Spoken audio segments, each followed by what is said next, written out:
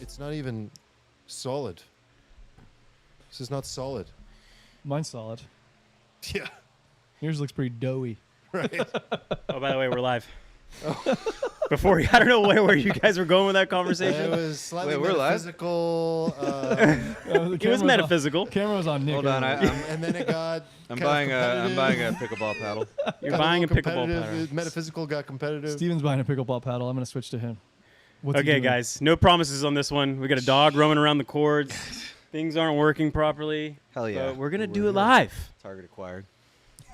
What kind of snacks you got over there? Are you gonna eat snacks during the pod today? Hopefully potato chips. Oh fuck! Here comes Mushi. Chex All right, Mix. careful on the Mushy. cords, bud. Mushi's got some Hi. pod experience. He knows where to step. Yeah. Right, buddy? Hi, Mushi. Hello. He heard Mushy and food. Fran. He's like, I want jerky. Yeah, he's in the Mushy cam. is in He frame. might be too short. No, he's in there. Oh, he's in the shop, baby.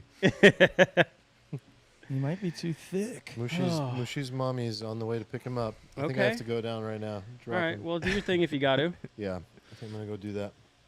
All right. I'm Well, gonna play you out. Oh, we forgot to turn the lights on. Oh By we, I my mean me. God. Hold on. I'm putting the camera back on Steven as he figures out the lights. Come on, Mushi. Which button is the light? Come on, Mushi. Oh, I'm blinded. Do I have to turn them on manually? Yeah. Okay. Okay. I just can't even Lights are on. deal with the production quality of this podcast. It's so good. It's so high. That's what happens when we're live. Oh, do you guys see the glitches on YouTube? I see them in the streaming. It's kind of happening. I don't know. Let us know in the chat if you're seeing them. But regardless of the glitches, welcome everyone to the Alfalfa podcast. Glitchy We're pod. live, as you could tell, probably. Today is the 28th. It's Wednesday. We're live like we are every Wednesday on YouTube. So if you're just listening, come join the YouTube channel. I see a lot of folks in the chat. Thanks for joining us live. If you guys haven't already liked the video, tickles the algorithms. Subscribe if you haven't as well already. And all the links are at alfalfapod.com, including the Discord. You could support the pod a few different ways. One way is just to send this episode to a friend if you like it, if you think they'd enjoy it as well. And you could also support the pod by throwing a super chat. All the super chats over, I think, even $0 go up on the screen, so you can get your chat up on the screen. And today we are going to be talking about what's a man's purpose in life. We're going to talk about Zuck's letter. We're going to talk about Telegram a little bit. So many things. We're going to talk about So many things. I guess California's giving immigrants $150,000 to buy a home, and Kamala Harris wants to build a border wall Good now. save. Way to spoiler just the whole episode. I don't know. I'm just trying All right, to everybody. raffle off what we're going on. Well, see you later. Good. Okay, so just- Armand, I think, is back because I want him to help explain some of these wines along with Steven. So on our Zion trip, we had a very special gift. We had Propaganda Wine just gift us like 60 bottles of wine. We were very well kept in the wine department during our trip. We took down about half of them, I think. But we're going to drink some of the these other half tonight. today. Yeah. I'm 3 drinks in. So we drink a Pinot Noir, and we very also good. have... What else we got? We just opened up the Nebbiolo. Mm-hmm. Let's Let me see. Try that. That It- got a silver. We got a silver. Is it on this? The Pinot got a gold. You know what I don't have a bottle of here? We don't have is the Tempranillo double gold. Ooh. Might Have drank that one already. So they put Yeah. together this custom tasting menu, front and back, of some of the wines that we were drinking, with some nice little descriptions. I'm very excited to try this Nebbiolo. So the Sangio. Oh, it's light. We're going to drink the Sangio a little later on. Starts You want a off taster tight, or a full? like newly cut lavender with stems. Leads into dried cranberries with little chunks of wet wood. Progresses into freshly picked Bing cherries, the ones that could use 2 more weeks on the tree, but you picked them anyway. Full mouthfeel, but in a good way. Anyway, thanks out to Propaganda Wines. Chunks of wood. Chunks of wet wood. Man, Oh, wow. this Yummy. is a good winery. You know, like Southern California is not known for its wine. Like we have Temecula, but the whole region in general is not really known for it like Northern California is. But this from there's some Paso? good stuff. This is from here, Vista. Yeah, Oh, so yeah. Propaganda Wines out of Vista, California. They're like Sourced their grapes probably from everywhere. It No seems kidding. like, but they make them. I don't think they distribute them wide scale. So all these are all. do you know if they have a vineyard or if they're just making wine? Yeah, they may just purchase the grapes, but Mhm. I don't know for sure. Yeah, it's But anyway, good you can go stuff. visit them in Vista. You could set up a little tasting. But Sounds like yeah, we should. I'll shout go. out They got to everything. hooking us up on the trip, and for the next 3 or 4 pods, we'll probably be drinking some of this wine. So thanks, guys. Yeah, so far loving everything I've tried. And let's give a shout out to our sponsor, zbiotics.com/alfalfa. Big congrats to the ZBiotics team. Saw a Series A raise. Hell yeah. Zach, where's my email? 12 Yeah. mil. I have a check for you. Zach, we want in. You told us. I have no crypto left, but Yeah, we don't have any money left, but yeah, we still want in. Yeah. also I think I have to pay cap gains tax on my unrealized earnings. But still, I got you. But yeah, congratulations to you guys. I think they mentioned the press release. They've been doubling revenue every year. They turned profitable last year. I think Zach mentioned That's a that on the good pod. chart. Yeah, they got a good little hockey stick thing going on, and for good cause. So the pre-alcohol product is the one that we talk about. I just took some before this pod. You drink it before you start drinking. For the cost of one drink, you can make sure you don't feel like shit in the morning, and that's pretty damn valuable to me. Keeps the workouts on track, keeps work on track. Yeah, keeps the healthy lifestyle on track as well. Matt Metzler was saying they sent out an email. I don't think I got it, but that they were teasing the new product. Oh, do we that's know coming. what? No, he was asking us if we knew. Do you guys know? Is it? Well, you know, digestive? in Zach's little thing, there was a bunch of bottles that were unlabeled. We don't know what was in them, but that's as far as we got. We were probably physically close to it, but we don't know what it is. really want to know what it is. He kind of teased it, but yeah, I don't. He teased some ideas.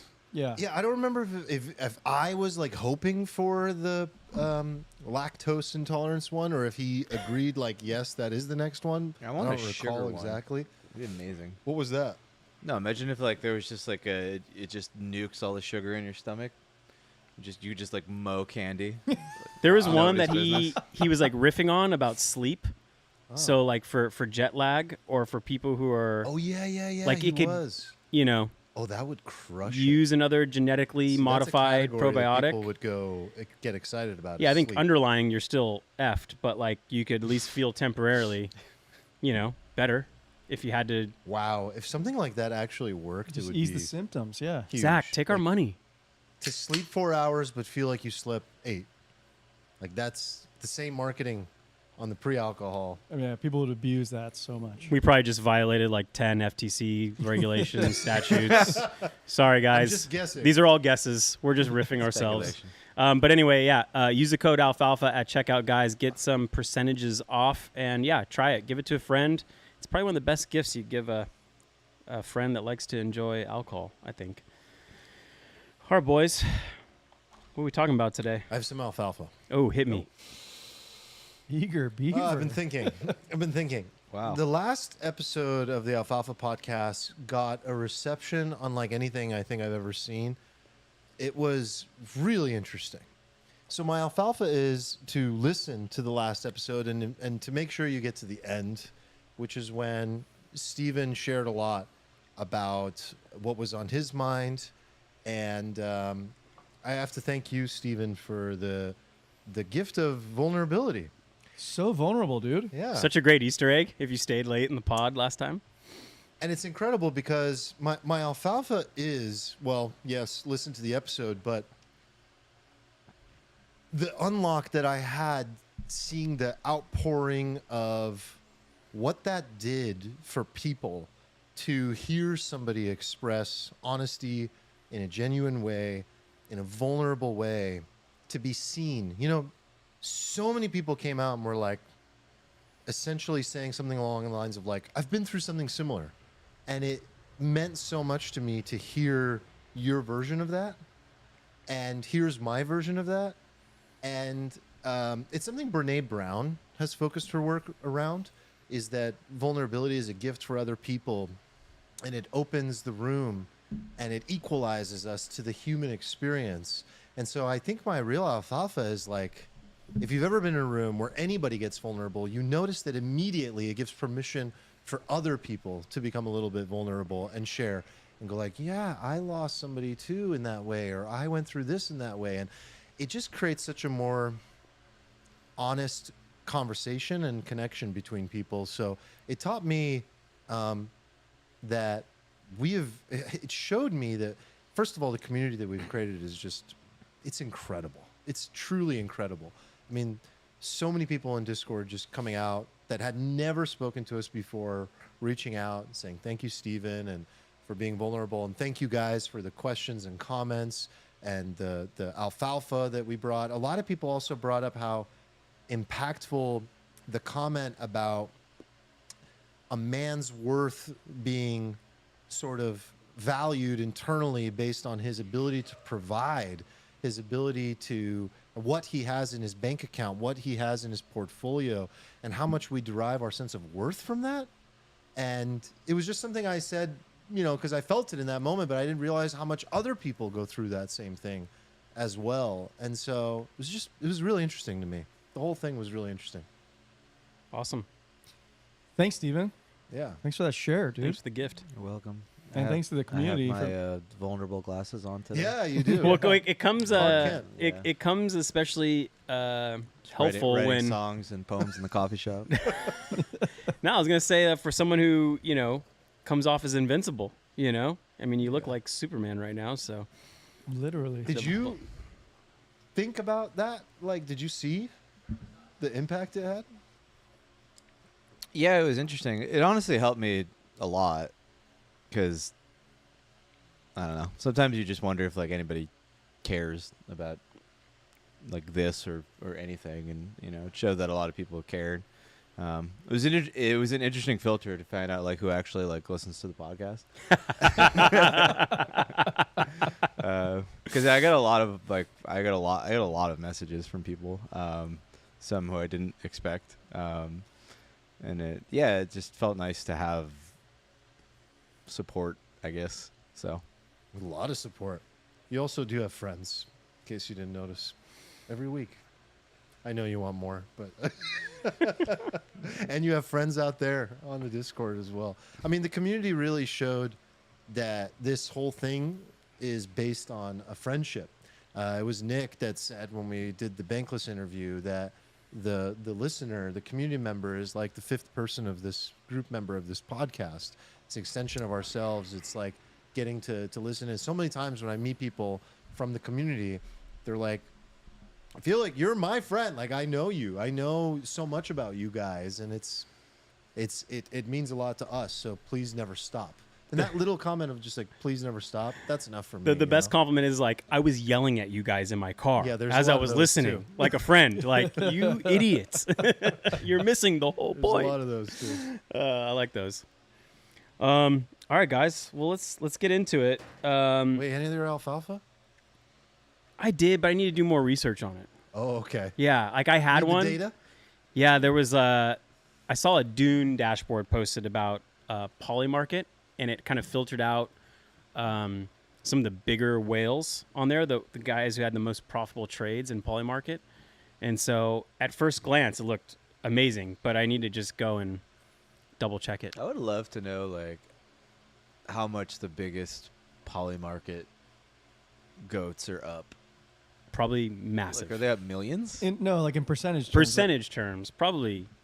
I mean, I don't care about percentage terms. I can't. Well, you can't really bet in size. Can't buy a yacht with percentages. You can't bet in size on Polymarket. you can bet tens of thousands. I feel like you could bet a good amount on the presidential election. You could bet millions on the. There's like $750 million on the presidential. Decent liquidity. But yeah, to your point, I'm actually curious how much people are actually making. I also need to learn how to create a market on there. Like, let's say you want to propose one. We should just like make our own markets. That's what I was. Ooh. Yeah. Does Do you get a cut? Yeah, does the proposer get a cut? That'd be cool. I don't know. That's a business model right there. Somebody made just like a whole Trump like bingo one and like one roll up. It was like, will he say blank? And it Tampon. was just like tampon, and that one was like 89%, and then it was just like.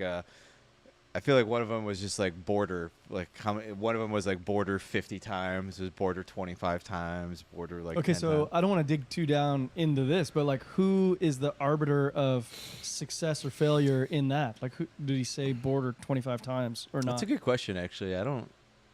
Does the market know just how correct itself? I mean, I know there's like a dispute process and stuff, but this stuff is supposed to be done with like oracles and things like that, right? But you're not going to do oracles with Trump's. But I think you verbiage. can. It's the same thing, right? Like, like the oracle? Not to get too down a rabbit hole, but it's like this process by which these like kind of independent entities like verify and attest to the truth of information. I mean, I think regardless of what that him might saying be. a word is probably market based, because like as long as there's a gain to be had, people will keep bidding. Yes, he said it because he did say it until it's. So you could base it on consensus. Sort Yeah, of but that's a like- good probably thing we should find out too. We can Hmm. set up some of our own markets, maybe Interesting. ones we can control. Interesting. Yeah, Hmm. I see where you're going. Is this Smithers. good for a chain link? Will that ever go up? No, that's dead. One of these coins will go up, right? Right? I remember like last cycle, that was like, that's the third most important coin in the bag. Always has been. But when they're all zero, it doesn't matter. All right, Armand, can you pull up this Geiger Capital tweet? We'll kick this off. So, Politico reported that California's got a proposal on the table to make undocumented immigrants eligible for up to $150,000 in state-supported, aka taxpayer-supported home loans. Just as immigration has become an incendiary topic in the presidential election, measure is likely to pass the legislature this week. Democrats obviously have a supermajority there, and I think this state, California, has the largest share of undocumented immigrants, illegal immigrants in the country.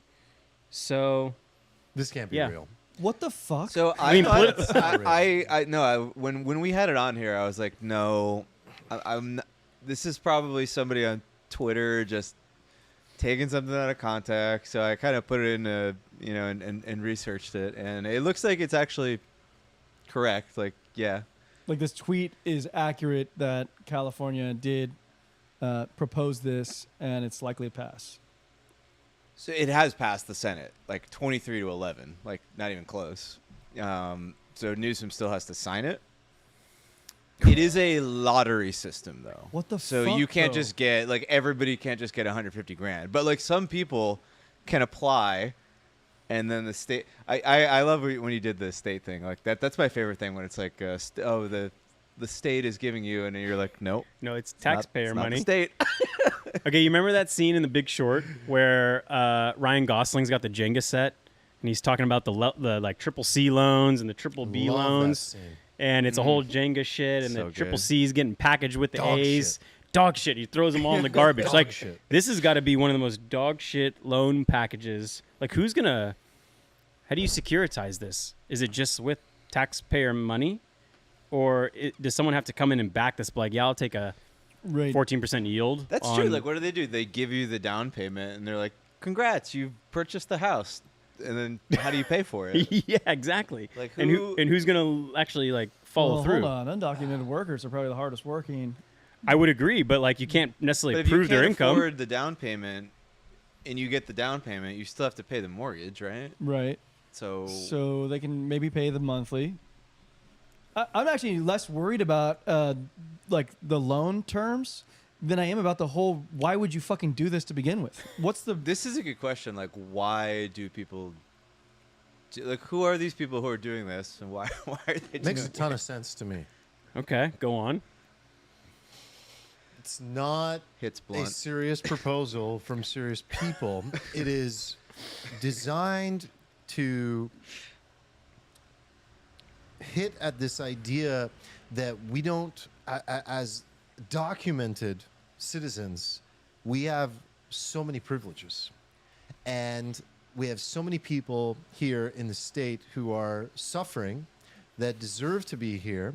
And our job as a human being is to take care of others And, like, at level the all playing costs, field. and level the playing field. Yeah. And so I'm looking around and I'm seeing all these people that are suffering, and I have an innate sense of guilt because that is the idea that is now perpetuated amongst my tribe, is that we're guilty by just existing. And so anything I can do at any cost to make others feel that they're equal in terms of their ability to achieve a similar outcome is fine by me, regardless of the logic behind the policy and what it might actually mean to the difficulty of execution, and the second or third order effects are not important at all. These are policies designed to make people feel good. Yeah. That's it. That And was as helpful. someone who is extremely wrapped up in this ideology, who would have voted for this, yes, at a moment's notice, be like, this is so good, this is so kind, this is so right. I can totally see it. It makes complete sense to me. I would have never even voted for this. No, I would love. I think that's how far it goes, though. That's how far this line of thinking I can think of a goes. lot of ways to take my tax money to make me feel good that would have a better ROI for. You can, but the government has to initiate it at a wide scale in a way that makes everybody feel good. We obviously have a budget surplus right in California to pay for this. Yeah, right. Oh, okay. Well, we actually did We not did. that many years ago. Yeah. We did. We turned it upside down. We did because we took it all from the federal government, right? Emergency declaration, federal inputs helps a lot when. Why do you guys think? Well, that was helpful because I didn't actually put it together until you said that, and now I get it. It's like, oh, that's why. That's why. It's this fucking guilt. It's guilt. This Okay, guilt thing. here's another one. It's Why the would right thing to do. why would you benefit undocumented workers if they can't vote, So or you, can they? so Well, it's they're also working buying a toward vote. that, too. Is that your thesis? It's also course. buying a vote. Of course, like, show me the incentives. You want to keep California blue? This just goes like right. You know how Balaji's been posting these like 38 tweet things, and there's like a whole like 100 citations in them, and he's got them all in the end. And there's this crazy thing about like the Democrats in California, and how they're basically just like this cartel. This like fits right in with it. It really does. It's it's so. I mean, it's so wild fucked. to think It's so that fucked. one group is actually saying, why at all are there undocumented people in the country? Yeah. And the other side is saying, Let's give 'em no, you're asking the 150,000. wrong question. You should be asking, how can we give them money to make sure they have housing that is as good as mine? Right. That's how wide the spectrum is. I'm going to do the largest deportation campaign in history and finish my wall. And the other side is saying, I need these people to vote, and I want to give them money to buy housing. I don't know if you've gotten the memo, but the other side is doing the wall now. Oh, I did see that. Well, she's also doing the tips. She's just She's just like tips are good. That was popular. they're just like taking tests, and she's What like, was the wall thing? Why would she? looking over at his desk? The wall was the most unpopular thing ever for Democrats. So why does she want to? What was that all about? I don't know what's going on, man. I'm just like full crazy pill mode. I mean, It's she like- did say like, let's. Is it do the- because she bungled the immigration thing so badly, and now she's just being like covering it up? Like, no, I actually want a wall. Yeah, I don't know. I Yeah. didn't dig in.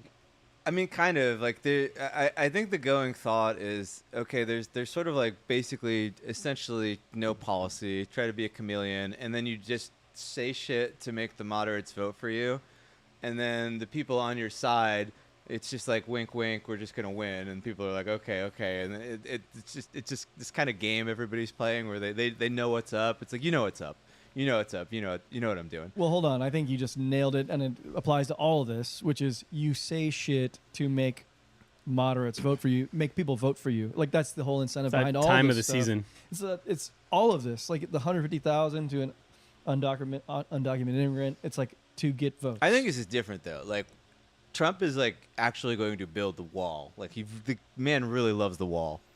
yeah, there Definitely believe he'll just give people like no taxes on tips. You know, All right. definitely believe that. Can I give a little details on this? Yeah. Yeah. Okay. So it's not like she came out and was like, "Let's build a border wall," right? So There Well, she was doesn't say anything. She has like a surrogate go on TV and it's just like, actually, our policy is. So if you guys remember, there was this bipartisan border security bill, and it was going to pass. And then Trump told his Republican colleagues, like, kill it, because why would we kill this issue before the election? I can literally use this issue to win the election, so don't go through it, even though it has the things we want. Also, that bill was coupled with like giving Ukraine like $100 billion. It was, correct. Okay. Okay, so that bill. Oh, so in her DNC speech, she said she would sign the recent bipartisan border security bill. Maybe she said it because Trump kind of helped kill it behind the scenes. But in that, it requires hundreds of millions of dollars of unspent funds to be used to continue building a wall on the border. It requires that the Trump border wall to actually be built. So A equals B equals C. She's running ads with images of the border wall being put up too. So it's like, it's not even like it's a very overt thing. I mean, people say Very she's weird. dumb. That's pretty fucking smart. I mean, like, I mean, it's definitely smart. It's cynical as fuck, and it's a recognition of the fact that like people just don't care. You know, they're just like whatever. I don't. But she's taking the legs out under them. You know, like she's seeing what's working and being like, I'll take that too. Don't tax tips. Oh, that looks like it's got good play. I'll just take it too. The wall thing used to drive me crazy, man, because I used to just like people hated the idea of the wall. They're like, we can't build a wall, and I would always just be like, why? They're like, it's just so racist. See, I'd I be was like, full what? anti-Trump back then, and the wall was insane to me. I was Well- like, a wall?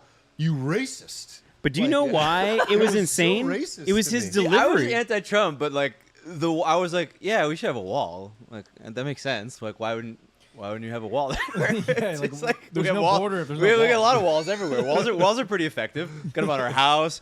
We keep people in jail with them. See, you know, I got full blown propagandized. It was just like, this is so bad to have a wall. So did didn't I. even get to the point of His thinking, delivery was walls like- are normal. Everyone who crossed the border is a rapist, Yeah. a pillager, a stealer.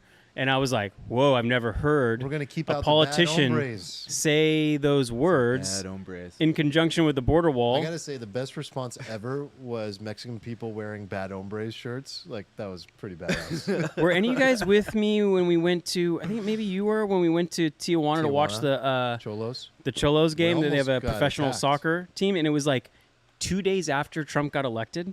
And we had been to many Cholos games. We had season tickets. We'd go down there, eat some tacos, watch the game, eat some more tacos, get across the border.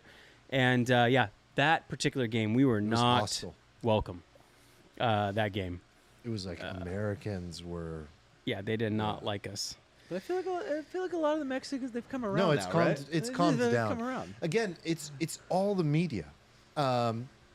Funny, I saw this video on Twitter back during Nixon days. Nixon talking about the greatest concentration of power in the U.S. is the media. It's not the Senate. It's not any lobby. It's not the executive branch. It's the media, by far the greatest concentration of power. And I was like, yeah. And this was back in Nixon days. So I think that's only increased. Are we going to talk about that chart today? Which one? Chart? I don't think it's in the thing. But did you guys see the trust in media chart by by party? We had it in the cards. I don't think we chose it for this 73% of Democrats trust the media. mainstream media. You're talking about like Yes. major cable news outlets. Yes. Independents are like around 50%, and then totally making this up kind of. But I think like the off trend the- lines Third were I think it was more- like 30 or 40% for Republicans. Oh, here it is. 73% Democrats, 36% Yeah. independents, Okay, that makes sense. 10% Republicans. So the greatest sort of disparity that we see in the polarity that we see is actually the media is at the crux of it, of the whole movement, the whole culture war. It's actually a media disagreement more than anything, which is it's very interesting to think about. 10% versus 73%. Well, Fox News is a mainstream media, and I think they all trust Fox News. But this is saying only 10% of them do. Trust Fox News. Well, what I thought was interesting More than about that 10% chart do for sure. More than 10% do, yeah. was the trend line of independence. It was going Yeah, lower. Going lower. Yeah, Which is us. yeah. I mean, I would put myself as an independent, and my trust in the media has gone lower and lower and lower every year. Okay, That's a fact. I think I got most of this cork out of the bottle. Okay. So Wow, you really nailed that. drink it now. So the Sangiovese. That's Yes, Sangiovese. clean. That's very clean. Armand, you want to cue up this? Stephen, what did you call this card? This troll. It's hard to find a cute Democrat it's hard to find a cute guy who's a Democrat. Dude masterfully trolls at Dem convention. What's the discussion here is, are Republican men better looking? All right, Was play that this our from title? the start. I think it's This guy was funny. This guy was going viral because he was at the DNC and he was just interviewing people. He was like kind of funny. Dude, he was really funny. He was funny. It's like a 20-minute long It's a long thing of him going around and just trolling attendees. But like this particular segment, like went Who are around the Twitter a lot. cuties in the Democratic Party that are speaking?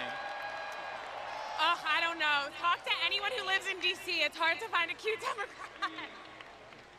Oh my God, shots fired. I mean, that's the tea. Ask anyone who lives in D.C. and who works in Democratic politics. It's hard to find the cute ones. The Republican guys are hotter. Yeah, but they're evil. So, like, I don't know. I don't know. We kind of love evil. Oh my God. I feel like I'm You are so bad. We're the cuties in the Democrats. You are so bad. He does such a good job No, of like he teasing nails that it. out. He's like He such a good nails interviewer. it. He nails it. I thought he did a really great job. I've actually heard this sentiment from people in Manhattan. So this is not the first time I've heard this. I mean, I don't know if I'm qualified for this topic. What do you guys think? We need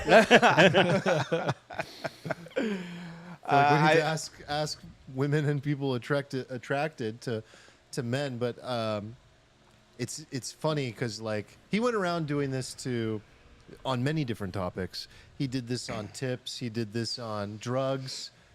He was talking to one guy about like marijuana. Should we and then he's like, cocaine, huh?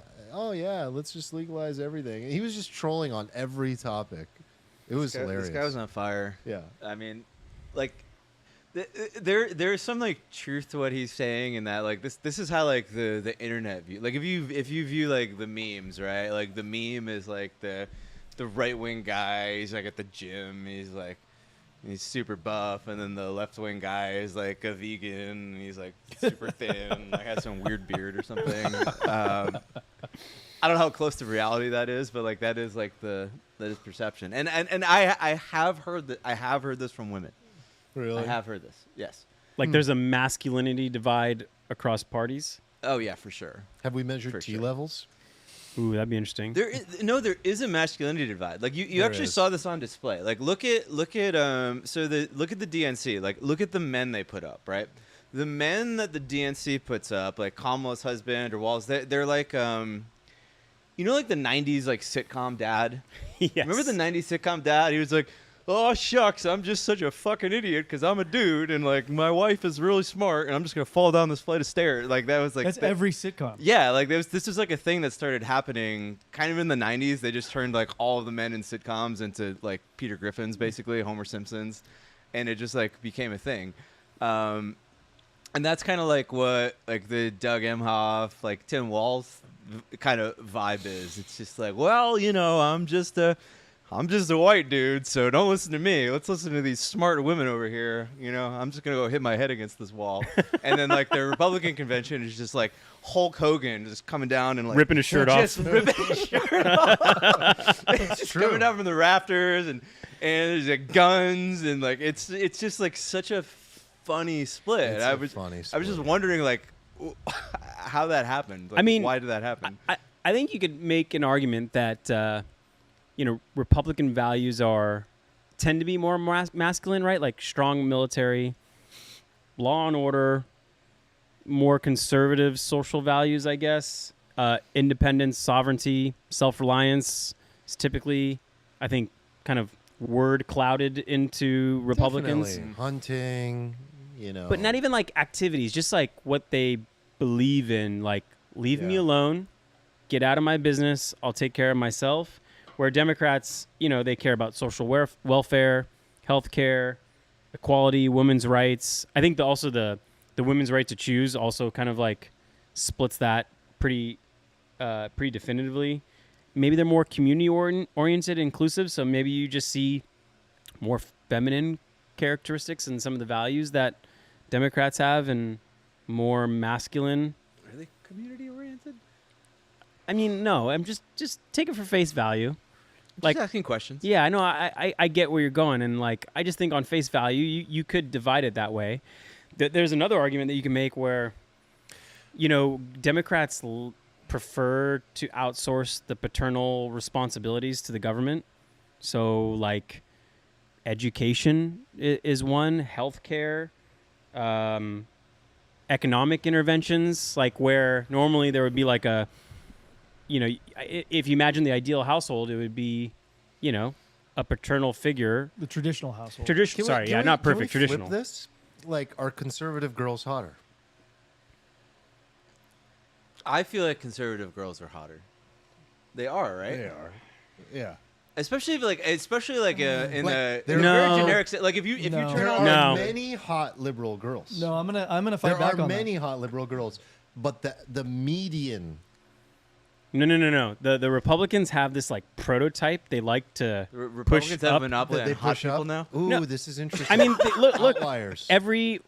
Just think of all the like prominent Republican women that they put up. They typically fit a mold. It's like skinny, blonde, young, Yeah.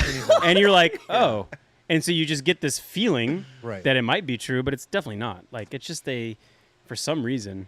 Yeah, like I'm just thinking of it. You have like I don't know the you got names. like that. You got like Megyn Kelly. You got like remember that girl like Tomi Lahren? Yep. She was always on like Jon Stewart as like a punching bag. Who was that congresswoman I sent you guys? Oh yeah! Oh my god. Brunette, by the way, I think. I mean, Luna. wow. I forgot. I forgot Oh, her name. Wow. that group chat text did not make the board.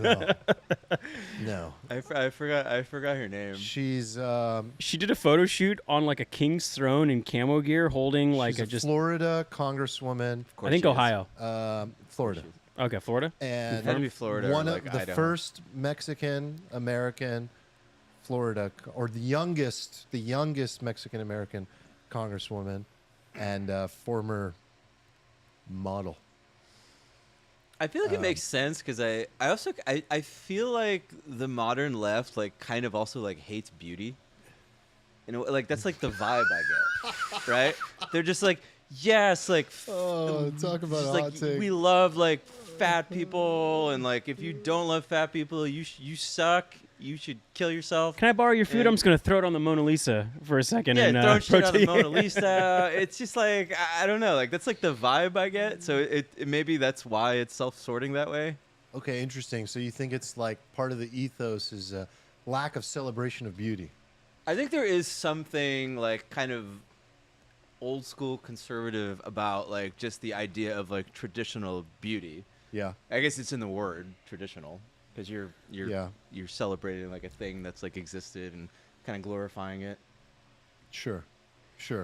I mean, I'm just thinking about big cities, and like a lot of beautiful people live in big cities, and they're fit, and they run mean, like, around. obviously- and Well, like like play, imagine and, like and New they're York definitely City. liberal. Imagine New York City. Yeah. They're liberal and they're hot as LA, fuck. San Diego, Seattle, Austin. These are all And liberal then you got people. like Okay, well, and the they're all Texas hot. women that are beefy as hell and they're like Yeah. gun-toting Republicans. Yeah. I mean, the things It my is- guy friends used it to is a tell me lot of about that. Manhattan though. It's like you go dating in Manhattan. It's like yeah, like all the hot girls are like liberal, but it's just like all the girls are liberal, like all of them. Like they used to. Yeah. They would tell me that they would like go on dates and just not say things. They would just nod and they had to like hide. They had to like hide who they were. I just remember the other funny thing this interviewer did is he would like just throw it in the middle of a conversation, and he would just be like, tax the old white men, right? And like, he kept doing this like right thing to like Leading question. leading question, and they would just unanimously Yeah. just be like, Yes, oh, fuck queen. yeah. Yes, yeah. queen. Oh, yeah, Yes, he had a game where he was like, just say yes, queen or no, queen. And like, yeah. So Dan Simmons in the chat says Jordan Klepper does the same thing at the Republican convention. He does a pretty damn good job at that one too. And he also said Republican women are often the Southern belle archetype quite a bit. That they want you to think that that's what it is. Yeah. I like this guy's thing more than the Klepper stuff, because the Klepper stuff was just trying to like make these people look like fucking idiots. Whereas like this girl doesn't look like an idiot in this clip. No, It's she's just, like, not funny. Yeah, I And it's agree. just like it's kind of like getting at like something that like she's like ah. Yeah, there's a difference between trolling and just like making somebody look like a moron. I agree, but like Sacha Baron Cohen did it. Masterful. Uh, Masterful. So He reminded me of that level of like not as good as Sacha Baron Cohen, but like that style where it's like you play the role and you get people, you lead them into their true beliefs and you get them to reveal what they really think. I kind of like this That's all because you do. You just if you got get them to reveal. two teams against each other, you know, when they're battling each other, they're never going to admit their own faults, but when they're amongst each other, they'd admit them. So Gavin Newsom was on a very liberal Oh my podcast God. at the DNC, Oh, I and saw he was that. Oh like, my God. Gavin, so what do you think about Kamala being The swap. nominated? What do you This think hot about the swap. swap? He's like, yes, we went through a very rigorous process, a democratic process where we all Bottoms up. process where we, But you know, he didn't say it like you. He said it like overtly Sarcastic. And he was like, I was told to say that. oh yeah, he even says that. He He is- said, "I was that's what I was told just to told to say say. that." Yeah. You So haven't seen this? no. Bro, it is. I mean, it was. It's just he's telling us. I mean, it that was he in front of my told- eyes too. Like I He was told. I didn't need him to say that. The best part was that the reason that he did is because he's bitter. He deserved a shot. He didn't get his shot. Sure. I mean, He's like- but he's also just showing the Does truth. he deserve that a shot? He's showing the truth that we all saw. Of course, he deserved a shot if the president is going to be cooed and removed. he absolutely deserved a shot. You're right. In that sense, he does. If we're He does. going He to does. have a nominee, democracy? we need to vote for the nominee, and he deserved the shot. Oh, Armand. Cute. I'm so sorry. cute for little having outdated such high ideas. of democracy. But yeah, the guy's bitter and he let it out. I'm sure he got spanked for that. Guaranteed he lost points with people for that. I think it was actually a Guaranteed. spanking. Oh, They're he like, got spanked. we're bringing But out the the belt. reason he got spanked and the reason he did it is like it's kind of maybe we're gonna get to this later. Why did Mark Zuckerberg reveal? It's like if you already know the cost of the admission, maybe you go for it. You're like, whatever, I'll pay that cost. You Take know? the spanking. Yeah, take the spanking. Yeah. He just must like know he's toast. I think. I feel like I kind of get the vibe that like Kamala's gonna maybe be like the last of these like mega like machine politicians that are No just fucking way. manufactured. Like they're it's. I feel like there's this like No, it has to be, polarization dude. happening. It has No. to be. If it's Like not this- the end, then This is what's happening It in has to be. France right now, right? Like you have like the center with kind of Macron, kind of right, but then like you got like the populist left and populist right, and then like Macron's like wing came in like last. I in still the don't even elections. understand why he's in power. By the way, he lost. well, they, you know, it's Europe, so they got some weird shit going on over Okay. there. But that's another story. But like the point they're just being like, I just feel like people are polarizing, and like the one thing that even when we talk in the Discord with people that are left, people that are right, like they can just bond over like hatred over like the machine, over the media, over the elite. Like everybody like hates these people. Everybody and Gavin Newsom is like the face of that. So maybe he's just like he's an astute politician. Like he's probably just like reading the room, being like, yeah, I'm like 8 years later, like I'm gonna be toast. And Nah, it's like, he's queued whatever. up. He's queued up. I think so too. He visited the White House. They're like, listen, don't primary us, and you're the anointed one. Well, Psych.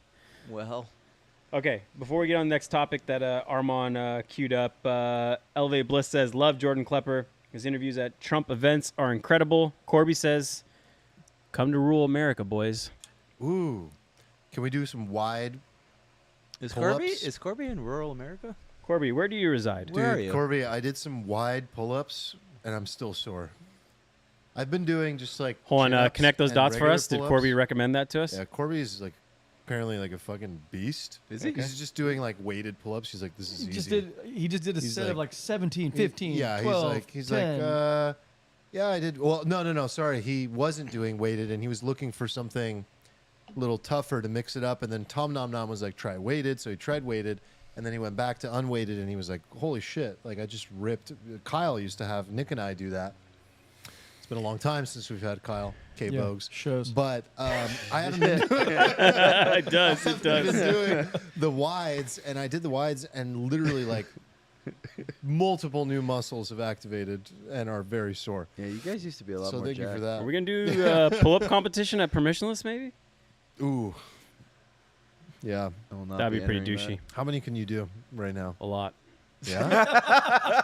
I believe him. I believe him. Are you doing them? Yeah, Yeah. do a lot of them. Okay, but what's a lot?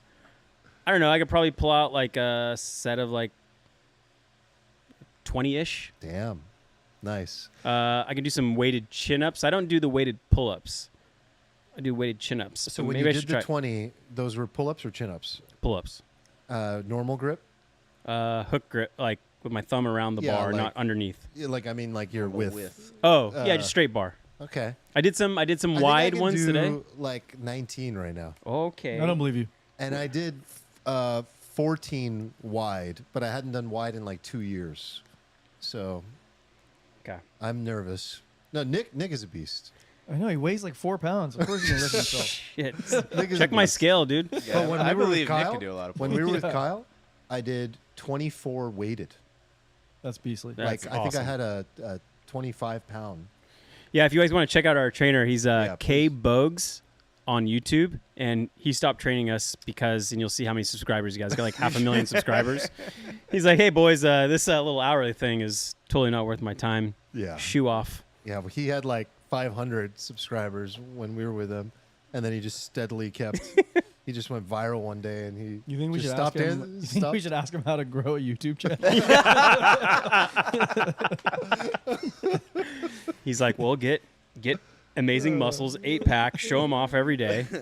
Yeah, but that's real Alfalfa. Kyle Bogeman, K Bogues, calisthenics channel on YouTube. Fucking Phenomenal, phenomenal. That's all I get now, so I don't get training anymore. I just have to watch his YouTube. Chris said he was gonna, try to raise the price a little bit, see if we can like enter like there's a Dude, bid ask we would have spread to that we could quadruple the price to get his time. worth it. If I was him, I'd be like 500 an hour minimum. Fuck. Okay, can't do that. Yeah, it'd be ridiculous. All right, let's talk about this Mark Zuckerberg letter. So Mark Zuckerberg with Meta Letterhead sent a letter. Letterhead. Is that what people do? Meta Letterhead. The president doesn't do that Metal letter. Oh, on his most important documents. of all time. So he sent a letter. Later. Joe. Joe Biden. Bowden. America, this isn't working. I wish he had signed off Joe Joe Bowden. Bowden. At least one of our coins would have just. Oh man. I think I sold that one actually. So then, no, I don't want that. Oh yeah, I sold that. I don't have Bowden No. anymore. It's Okay, gone. sorry, Nick. No worries. He wrote a letter to the committee, the Judiciary Committee, and the House of Representatives.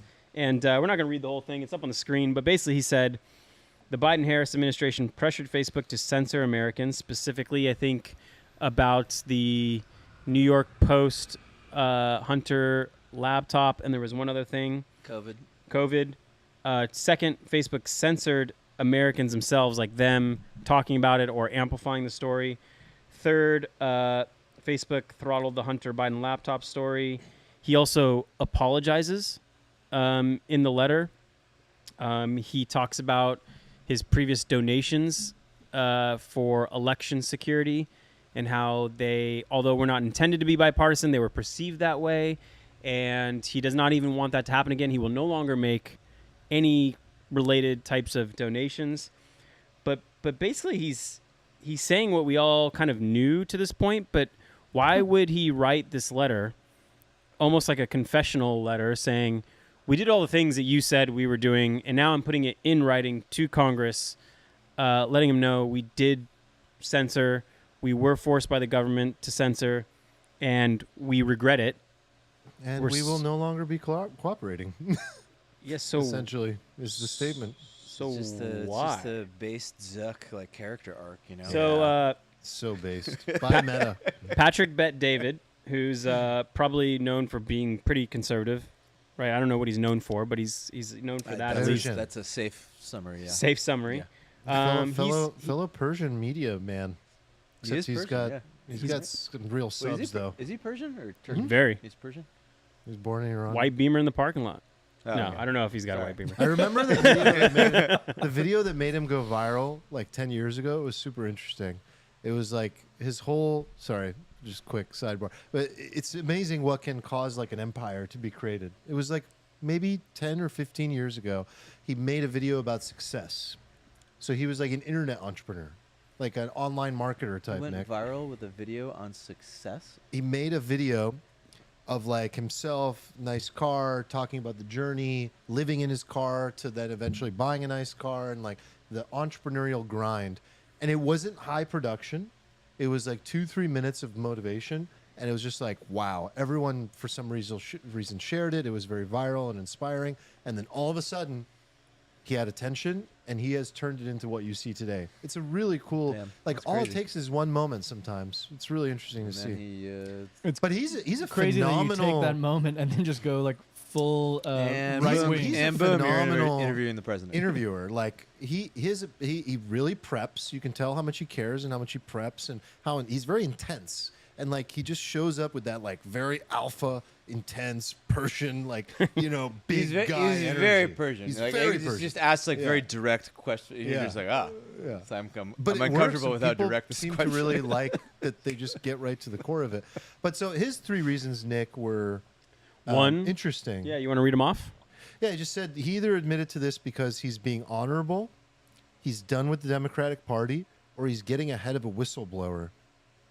I found 3 the most interesting. Oh, I thought number 2 was it. Number 2 is like that just sounds like something a right wing guy says, but like No, why would he?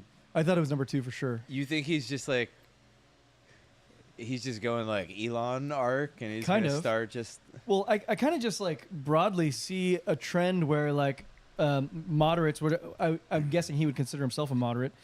He like moderates are seeing a lot of the nonsense on both sides, but more so on the left, and you're just like, oh shit, I guess between these two shitty teams, I mean, I'm gonna go it's right. not like a both sidesism, right? Like one side like just hates you, and the other side thinks. Well, I think you're, both like, sides cool. are stupid, and I think everybody. But recognizes it's that. different. Like we're not billionaires, right? Like the one side like hates like the Zucks, right? They're just like Sure. So for that reason and, Yeah. and many other reasons, I think he's like moving towards the right, and this is like a signal of that. And I think many people are. I think so many people are. Yeah, but it was interesting that he didn't do this in like an interview profile on Mark Zuckerberg. So he had one recently on Bloomberg. I think Emily Chang was the interviewer.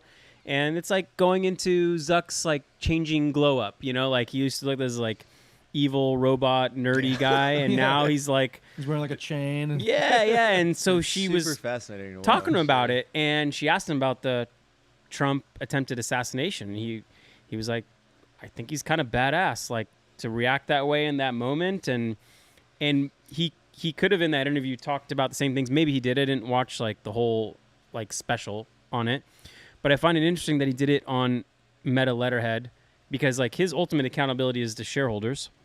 And so I think it's maybe one of two things. That's a good point. I didn't even think of that. It's one of two things. Like one, I think there's like 5 committees that Meta answers to, House and Senate.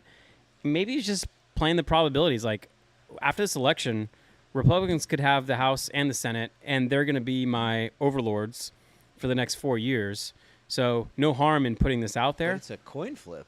Or I don't think it is. okay, or he knows I something, think he's playing the winning side. or he's getting ahead of something he knows might come out.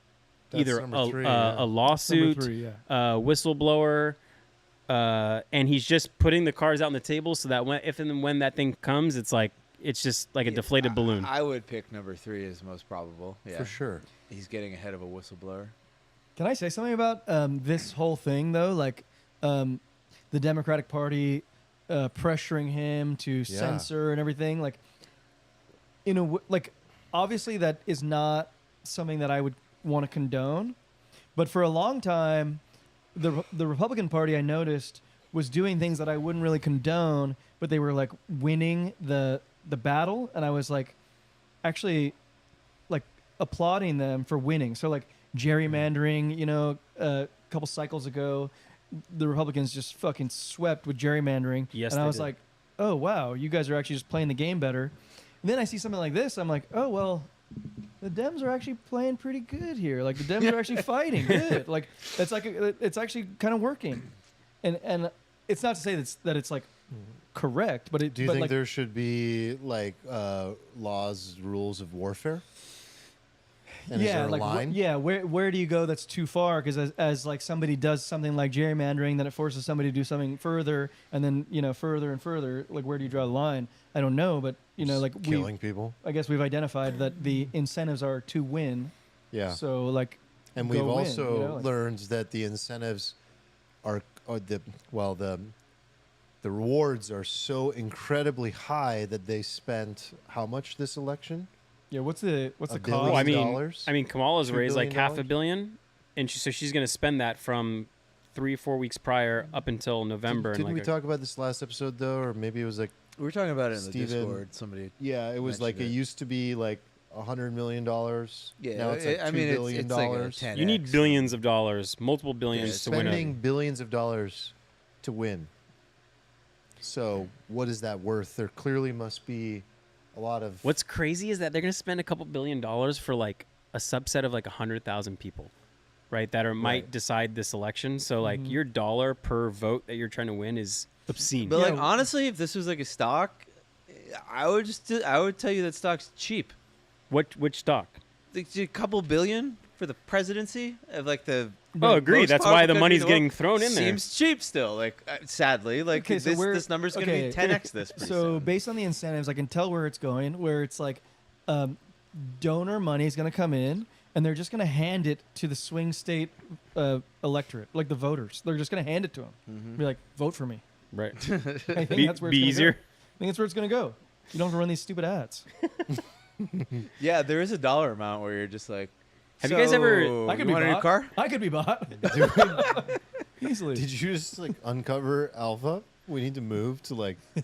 It's going to cost you $50,000 to get my vote anyway, so just give me $50,000. Suddenly, Right. like everybody in Michigan's. Have you guys ever multi-millionaire. stayed in a swing state during a presidential election? It's TV is Must different. Be a freaking nightmare. Like dude. when you watch Not at TV, all. it's not like Coca-Cola and Taco Bell. Is It's it like a Super Bowl? it's just nonstop political ads. Your phone is ringing off the hook, text messages You're just blaring. like a hot girl on Hinge. But that's pretty cool. That's like the World Series, you know? What? Being in a swing state for the election, it's like everyone's tuned in. I don't think It's they're just actually like- tuned in. You're just getting way more junk texts. No, I think you're tuned in because you know that your vote counts that much, and you're like an active participant in the outcome of the future of the country. It's probably really exciting to like Do you see the think so? results. Do you think they're like really excited? I think they're excited. Yeah. yeah, which I think state? it's very contentious. Everyone you know, you can't read anyone you know. You're like, who'd you vote You for? say that until you get like the 90th, like, hey Armand, it's Barack. No, but Like, you know? spam aside, I'm talking like people to people, like that live there. Like everyone you know in a swing state. Well, the state is a swing state, but the various like jurisdictions probably vote very red or very blue. There's probably very few that are just like swing. Yeah, it's probably swing districts within the Districts. swing state. Yeah, and you're living but there's in probably there very and- few yeah. swing districts. But still, like you're looking at everyone like, what's the outcome going to be? I don't know. I think it would be exciting. I bet you that some of them take pride in it. I forget which state has to vote first. Iowa. Iowa. Right? You What's talking the about the biggest? caucuses? What's the Yeah. biggest swing state? Oh, or are you talking about that little tiny district in Yes, New Hampshire? yes, that Oh, one. Yeah. There's a district in New Hampshire Um, which like legally has to vote for. I don't understand it. It's got a funny name too. But anyway, they're so Can't proud remember it. that they are the first to cast, and they kind of like start the splintering of like the probabilities start moving one way or the other based upon how that district votes. It's There's like fascinating. 40 people in it. what is the most important, most swingy state? Pennsylvania. Pennsylvania, Okay. which I still don't understand why Kamala did not pick Shapiro, who could have helped carry that state. Because Michigan is not as much of a swing. It's a swing state, but not as Yeah, much. maybe not as much. I think Nate Silver said whoever wins Pennsylvania has like 90% plus chance of winning the whole thing. I wouldn't leave Pennsylvania. I'd just sit there. Just walk around to every door. If I Hi, was my name is President Trump, Donald, I'd and I'm running literally for walk president. to Trump, I would doors. just be just Steelers gear and just like, the whole time. Handing out checks. to round out this Zuck discussion, I think one thing that'll be interesting to watch over the next like week is, I mean, this guy was reviled by the Republican Party, right? Like this guy is responsible for censoring, is responsible for losing an election. I mean, just as much hate as they throw Google, they were throwing on this individual person. Yeah. And now watch them welcome him back into the bosom with open arms. So it'll be interesting to watch that this once evil character is now Ties into the hero. that. I would say he's gotten better looking, buffer. Does jujitsu now. Ties in. Yeah, More it's conservative. just becoming more Republican. The more right wing he gets, the hotter he is. The hotter he Wow. gets. Fascinating. Such a weird concept. It's 6'4" kind now. of it's kind of weird, but now I get it. Yeah. All right, guys, let's talk Pavel in Telegram. Oh my God. All right, you want to throw up this Emmanuel Macron tweet? And while you're doing that, so the CEO or president of Telegram, Just give it like a synopsis here. Yeah. I mean, Telegram's got like 1 billion users worldwide. It's thought of as like this encrypted communication platform. It's a phenomenal app. You can do lots of things with it, not just message, but you can run entire groups. You can like coordinate a lot of people in these Buys apps. so many drugs. You can buy drugs. It's kind of thought of as like an uncensored free speech. Like nothing is really being looked at. You can communicate with everyone around the world. Like when we do business with people, I go to a conference. People aren't saying, "Here's my email." They're saying, "Here's my Telegram," and we're Crypto often adding people in love Telegram. Just because it's easy to talk to people in international countries. So it's for business, personal, miscellaneous use. And it's pretty widespread. I'm sure all of you guys have heard of it or used it yourselves. Anyway, the CEO was arrested in France. He's being held for being a conduit for things like drug trafficking. But they're also saying that Telegram itself did some money laundering, did some funny business. So there's the idea of like this vehicle is being used even though they're not censoring it, and also they committed crimes themselves. So anyway, Emmanuel Macron posts, I've seen false information regarding France following the arrest of Pavel Durov. France is deeply committed to freedom of expression and communication and innovation in the spirit of entrepreneurship. It will remain so. Wow. Laughs as you In a read it. state governed by the rule of law, freedoms are upheld with a legal framework, both on social media and real life. To protect citizens, it is up to the judiciary and full independence to enforce the law. The rest of the president of Telegram took place on French soil. Basically, it's up to the judges to decide the matter. It is in no way a political decision. Quote. Yeah. So I From the think, president. was it the United Arab Emirates? course. So it's interesting to note part of the story that Gaslighter. Pavel is of Russian descent. He's a citizen of the United Arab Emirates. And United Arab Emirates posted a letter saying, "We're aware that you're holding our citizen. We expect he gets all consular services," which is like he can see a lawyer, from his own country, and he's getting like due process. So interesting jurisdictional issues here. Yeah, it's interesting to see UAE just positioning themselves as this like haven for like mega billionaire entrepreneur type people. That's true. I was you know? wondering why they kind of stuck themselves in the middle of that. You think it is that like Yeah, and Definitely. it's kind of smart because this is like the vibe you get like when you talk to people, like people who are like, I want to leave, I want to go somewhere else and make this money. They talk about Dubai, and it's like a thing they talk about when they talk about like Dubai. It's just like, oh, like they don't hate you here, like they actually blah blah blah, and it's interesting. Well, there's a few different ways we can go about it. Like we can talk about the significance of a major communication platform going down. We could go straight to tinfoily. Why is it happening? I mean, I think one thing is interesting is that we talked about TikTok in America kind of on its like approach downward to potentially either forcing acquisition or just being shut down. And then next you have Telegram being taken down by France potentially, or at least its president. I don't know about the company itself. So are we on the like precipice of this, free speech freedom cliff? And I think it's a pretty important topic to talk about because these are the types of things that what's the analogy of like a frog boiling in Yeah, water yeah, it's a slowly? slippery slope. here. Slippery slope. Okay, so I have a question about this just before we even get started. Was he taken into custody because he created a platform on which people committed crimes, or are they saying that he committed crimes? They claim both. They claim both. Both. But like, I don't think like I mean, the latter is just an excuse. The former is like the main reason for the arrest. But then both are really just an excuse for lack of ability to control a platform and not wanting a free speech platform like this out there. what happened with Silk Road guy? Like, This is very similar, right? so with Silk Road guy, he created the platform in which people were committing crimes. Mm-hmm. But was he also committing crimes? No. But he's in jail. But like I think they tried to manufacture that. Sprinkle some cocaine on him. Something with like a Sprinkle some hitman. crack on him. We'll get the fuck out of here. But yeah, I think that stuff was ultimately kind of bunk. Huh. But yeah, I think they're trying to trump up those charges back in the day when it was easier to do that sort of thing. So this is like a very similar story. Okay. I think the case of Telegram is much more complicated and murkier. Like, there's a lot going on with Telegram. Like, I don't think that you can look into it and be like, oh yeah, Pavel is like, he's been like equally like easygoing with like all countries of the world, right? Like the app has definitely favored some countries over others. Like, I think France has a beef with it because, you know, like they've like had problems like in Africa as a result of it. Like, there's been like lots of stuff organized.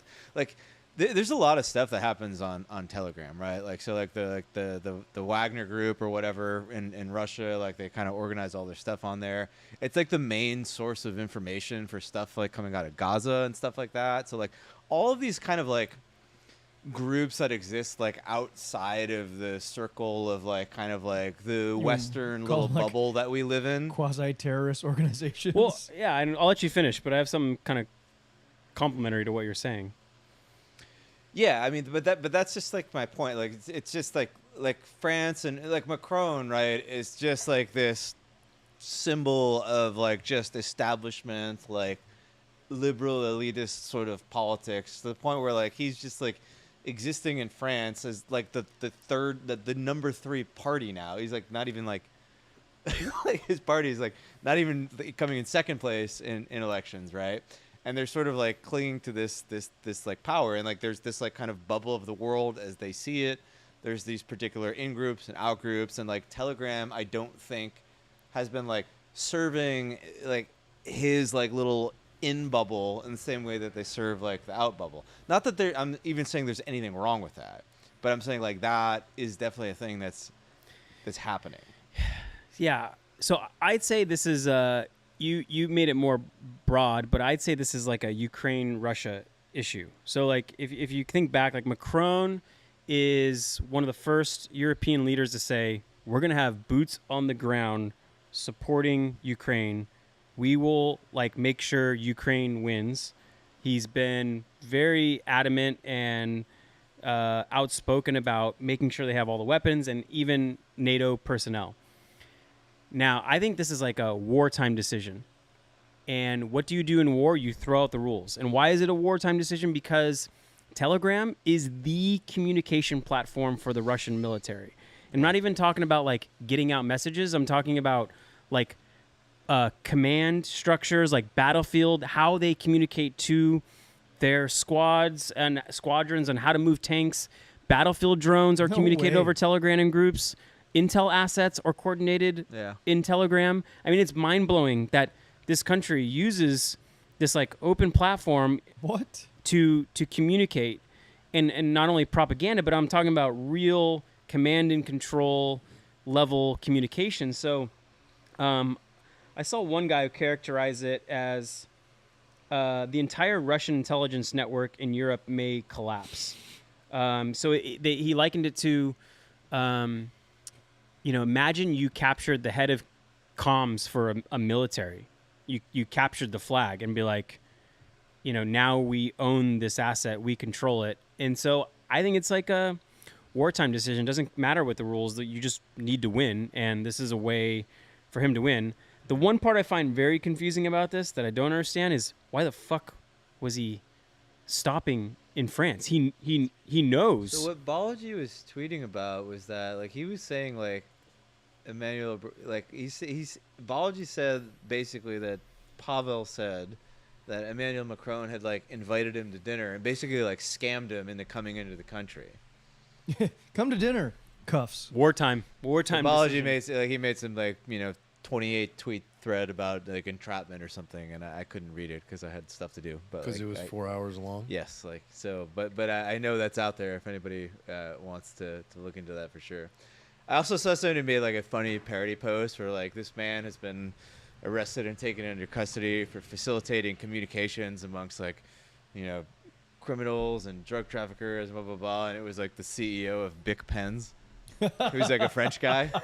He actually owns like a couple wineries out there. I think it's like Marcel Bic or something like that. Pretty but like, good. but yeah, but it's an interesting point. It's like at what point are you liable for facilitating? Like, it's like not realistic, obviously, that the founder of Bic Pens can like give you all of the communication that's written with like a Bic Pen. So of course it would be like absurd to throw him in jail. I mean, you could compare his arrest to the equivalent of hacking the Enigma in World War II. Mm-hmm. Like, you could potentially decrypt, your enemy's communications with this. I don't know if Pavel's got God mode, on his laptop. I know that Bet he does. Zuko from ZK Cash seems to think he does. He was does. Sure he does. He was very much playing. I don't even know if it was like devil's advocate, but he was putting out a lot of tweets about like why this guy is not like just an absolute. And like the free saint. speech argument, yes, I think it deserves, but I think it's missing the like crux of the matter on why this thing happened. That's what I wanted to talk about. I think like what you're talking about is really interesting. If you have more reading on it, I'm actually really curious about it. I'd love to dig into it. Maybe you can post it in the Discord. But regardless of the reason, right, it sets a precedence, and it's an extremely dangerous one. And regardless of like it being wartime, it's a huge slippery slope that we've been on for a long time. And it's just continuously getting worse and worse and worse. And so the next person or the next group of people that want to enact a similar decision now have precedence for being able to do so, even if their motivation and incentive is completely different from Macron's. Like, theirs could be that they need to win, they need to make sure Ukraine wins a war or at least doesn't lose a war. And so they're going to do certain things, and they're going to prevent certain communication. Again, I find that really fascinating, but it doesn't dismiss the free speech aspect of it. It's like you're taking down the CEO of a technology company. This guy, what did he really do? He started an app. Yeah, he started a platform that allows people to communicate. It's absurd. So he did more than just that, though. I know, but when you have to break it down to its like fundamentals. That's probably like oversimplifying. But let's oversimplify to that level and then build up. So like, let's build up. So from he started this app, and I think where you would land on this, Armand, is that you would say like, if people are doing illicit things on your app, that shouldn't be your role as the founder to like police. That should be the police's role, because that's your job, police, to do that. Well, the crime is the crime, Right. not the communication on Right. my platform about the crime. Right. So then the people who police crime should police crime, but then they probably approach him and be like, "Let us police crime on your app." And what if he says, "No, it's encrypted"? Are we going to jail the founder of FedEx because people are sending messages and packages Cash. with drugs and cash and killing people? But what if you Like, I But don't what know. if you inhibit- maybe dumb example, Probably, but, like, but we don't, and that does happen, and it's happened for decades. So of course not. But then what if you prohibit them from doing their policing on your platform, whether it's FedEx or That was one of the Funny- claims funny that they enough- prohibited. Funny enough, investigations. The Zuck thing that we talked about. What am I claiming is illegal? What am I claiming is Russian disinformation on your platform? I'm pushing and pressuring you to stop certain communications. He obliged. Now he's saying, I no longer oblige. So he's probably having that conversation, Zuck, I mean, with many different maybe countries. that's the reason. And so is the founder of Telegram. Founder of Telegram is having the same conversation with many different countries, and each conversation he's having is probably completely different. Brazil wants to ban Twitter. Okay, why? Because they don't like free speech. They don't like what it's doing to their populace. Their ability to transmit messages and have access to news is something that is not beneficial to their sort of power that they're maintaining. This goes across platforms. This goes across everything, and all it does is it's just, to me, it's like shooting the medium instead of the action. It's not that simple though, because like what you're saying. I know is there's true, complexity like, on top as of it, long as there's like but credible nothing I've said neutrality. is false from a bottoms-up perspective. But you can stack on top of it. So go ahead. But like, yes, assuming everything you say is true, and assuming like credible neutrality, I totally agree with you, right? But once you like give up credible neutrality, once you like you're putting your foot on the scale, right? Like, it's one thing if you just like put this into the ether on the blockchain, and you burn the keys, and you have no control over the app or something. I know, but he's not a blockchain. He's not a decentralized messaging app. And the real answer Correct. for free speech is a decentralized messaging app, and that's what the world needs so that none of this can happen. And that's the solution to many of the problems actually today. That is probably ultimately the fucking, whole and use case of blockchain as a whole is, there's a is use case? applications like that. So that's what we need, but that doesn't change. Like, everybody has their finger or foot on some kind of lever. Like, how can he not? By running, it's a business, and it's not a Web3 business, so he's gonna have a say depending on who's paying him and how well they're taking him out to dinner and his personal vendetta with people. Like, yeah, he's but gonna that have a say. can become a problem Yes. at a certain point. Like if you get a little over your skis, right? Correct. Like he could, like I don't know exactly what he did, because like people have put out like a lot of stuff about like how he actually has like a deal with Putin and That he this met sort with of thing. Putin in like, Azerbaijan. Look, I have not taken the hours necessary to like vet all this shit, right? Like, so I'm not gonna sit here and tell you that like all of that is true, but like often these things are like murkier than they appear, and like, but like I want to agree with you because I know with like 100% certainty that Macron is full of shit.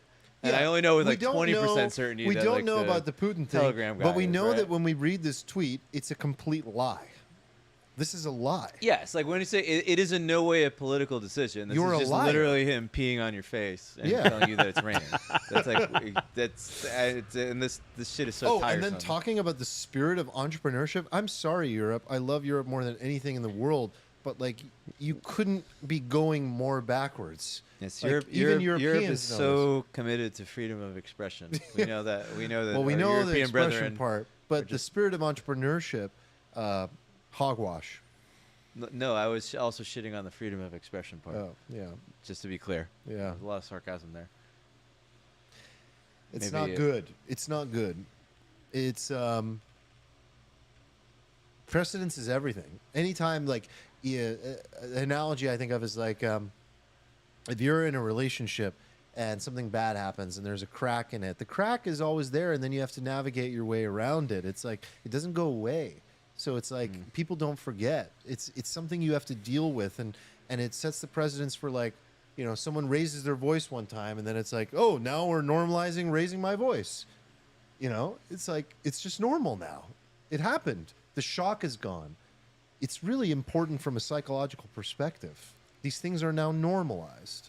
So Yeah, it concerns me.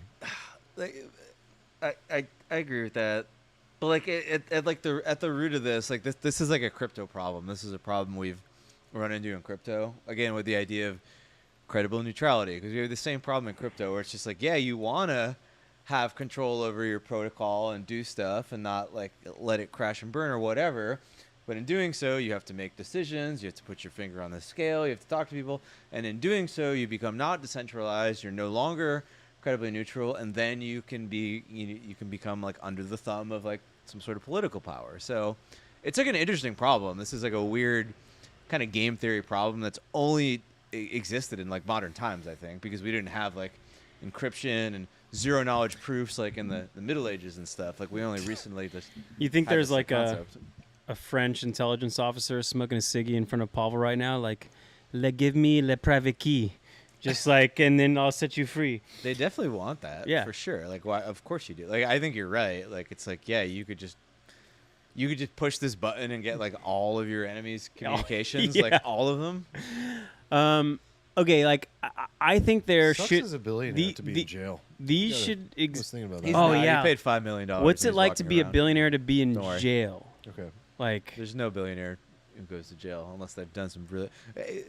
Who's the richest person in jail? Actually, I'm curious what the answer to this is. What happened to McAfee? I mean, I know he killed himself. Yeah. But I mean, air quotes. well, Bernie Madoff's dead now. Yeah, he was a billionaire, Was he a right? billionaire? he was paper rich. But McAfee was very rich. I don't think he Right? was billionaire. I mean, Billionaire? he made Yeah. a lot of money. Yeah. That's a good point. I would like to know. He spent a lot Who's of the money on richest hookups, person I in think. jail? Hey, wild. Have you guys? Do you know much? Like, have you seen It's his like a videos? Netflix thing, right? He is Yeah. Yeah, he's wild. pretty epic, dude. He was a wild. picture of like crypto's like first real. I feel like he's Degens. like, I feel like He's he's like what crypto techno- should be. He's like techno entrepreneur Marty. You know, like he's wild. Yeah, God, Marty dropped a new conspiracy. Marty dropped. Yeah, Did new you- Marty Did drop. you see the new Marty? Are we talking conspiracy? about the new Marty drop? I mean, it's I like saw kind of that. related to this. Go for it. Well, if the new Marty conspiracy is true, everything. Hold on, is do you just have it on over. the tabs so we can Yeah. like, pull it up? I don't know if he wants to consent to us like oh reading yeah, his yeah, thing. yeah. We like, can't just be. I mean, you put it on the agenda though. But I haven't put it on the TV. I just wanted to talk about it because I thought it was Oh, interesting. okay. Yeah, and it these was, like, private related to communications? This. Well, maybe don't show it. But Yeah, don't talk show it. about yeah, it. but like the TLDR is that like Twitter/X isn't really like a free speech thing. It's actually just a gigantic intellectual honeypot. It's meant to just like entrap all the free thinkers so that like we can tag you and then like easily eliminate you later when you become a problem for the We're all world tagged. government. No, I'm safe. I haven't tweeted. Doesn't text, doesn't tweet. I thought that was like a wild / interesting / horrifying if it's true. I mean, honeypot is a classic strategy, classic tactic. Like nothing new. I've never heard of the intellectual honeypot before. So I they think. got Pavel, right? Come over for dinner. Yeah, come over for dinner. That's just like that's a food honeypot. That's like literally in the name. Literal honeypot. I think these free speech communication platforms should exist, and I think like the way it works is, if you're the company that provides this, if you decide to censor even a tad bit, then you got to follow all the fucking rules. Yeah. Right. But if you don't censor at all, safe harbor to what happens on your platform. If you literally do not touch a single message, you have safe harbor from what happens on it. But if you get a legal subpoena to provide information, you should. Not like random FBI officer being like, hey, this is national security interest. I need you to take this down. Like, you get a subpoena. We need to see this for evidence for X court case. And I think that framework works for me. Like, I feel like the ultimate end state for society is just like one of two endpoints, right? It's just like complete techno-authoritarianism, where like governments just use this technology to just fully control people and know everything, or it's just like complete openness, right? And I don't understand like how there can be a middle ground. It's Like, funny because you say that. My personal feeling is the opposite. I think both of those will exist simultaneously. kind of like, how? Like, how does a government exist in a It's techno-authoritarian kind of like how state, any but you can- technology is transformational and also destructive at the same time, and we witness its destructive capabilities as we witness its revolutionary capabilities. And so I think society will give us both. Like, But society can't give us both because Maybe not society on a either mic- literally becomes an Society authoritarian. exists in microcosms and on a state level and national level. China. Yeah.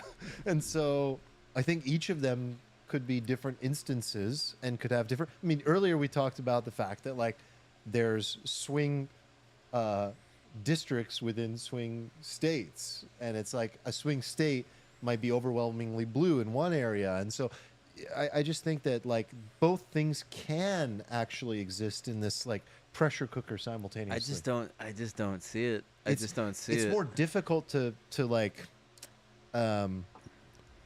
It's to- it's exactly the same as like nuclear bombs, in my opinion. Like it just gets to the point where it either just becomes choked off and it never proliferates, or it just goes fully in and then the world inevitably ends. Like I don't think we live in some like balanced state where like some people have nukes and it's just like chill and like you can just go on the dark web and get some nukes, and it's just like no, like we very much went into like the gated state and we just like put our foot down, right? And I think we're grappling with that as a society. Like we see it with like the latest Grok stuff, right? With like the image generation, like people are just generating images of like Mickey Mouse with Anything. like assault rifles and like dead kids and stuff, and people are like, we have to ban this, and like this is terrible. And some people are like, why do you want to like ban like paintbrushes? What if I just draw this? Doesn't What make if I sense just to draw ban it this, because you know? exactly you would just draw it. But All you did was use a but it's so prompt much to generate harder it. to draw it, right? But like So it's not harder. It's more I time don't consuming. look. I agree with you, but like this is something like like we have to like society has always been. But AI is the perfect example of what I'm talking about. Yeah. You just illustrated it. Well, but AI is going to go in the same direction. I think And I think ultimately both AI is going to things will go occur. kind of like decentralized, or it's going to be like completely co-opted by like a techno-authoritarian regime. It's Yeah, I just think like it's gonna so get- powerful I think it's going to get regulated. that it like kind of just either just takes everything or it like breaks out. Like it's very hard for me to see it kind of. I can see a lot of instances where people's worst nightmare about AI comes true, and at the same time, their best case scenario comes true. I don't think like the way people conceptualize AI or anything for that matter is that it's one or the other, and it will exist universally in that way. Nothing is universal. That's the point I'm trying to make. Is like there's different neighborhoods that are microcosms of how you feel the impact of that technology, or that policy, or that way in which the world functions. I do though think that there are macro level changes, which are the turnings. I think the turnings are real. And so within the turnings, there are these little microcosms of reality. But overall, we're very much in the fourth turning, and it could get a lot worse before it gets better. But I agree with that, but I think the ultimate end of like this turning is going to be like a move fully on board the state just co-opting this tech and quote unquote protecting everybody, or just like society being comfortable with people being able to just like generate images of Mickey Mouse with assault rifles and all the dark stuff that happens with like perfect encrypted messaging technology globally. Well, that will enable very bad people to communicate. And it's just like, I think as a society, like we just have to either just get really comfortable with that, or we just all become China. And I just don't see how the middle ground I agree with you. exists. And which one between those two do you find more plausible? I think we go decentralized. I think we go Definitely. open. I think that unlike with nukes, right, where you're very much anchored into the world of atoms, you need to like acquire uranium to build a nuke, right? Like this stuff exists in the world of bits. It's just like infinitely replicable. Like there's no like matter required to do any of this stuff. So like it's just too hard to control, and I think the best defense is for it to just kind of become like open sourced and let like the good guys like outpace the bad guys in a way, Or because more- otherwise you're basically like letting the government's like, trust me, we'll be the good guys, give us all of the digital power, Which right? is actually how I believe that to be more plausible, and I believe it would be something more akin what the to government yeah, taking over? like regulatory capture, and it would look something like your version would exist still on something that is more akin to like the dark web. But we'll just have like, you don't think we'll have a decentralized internet?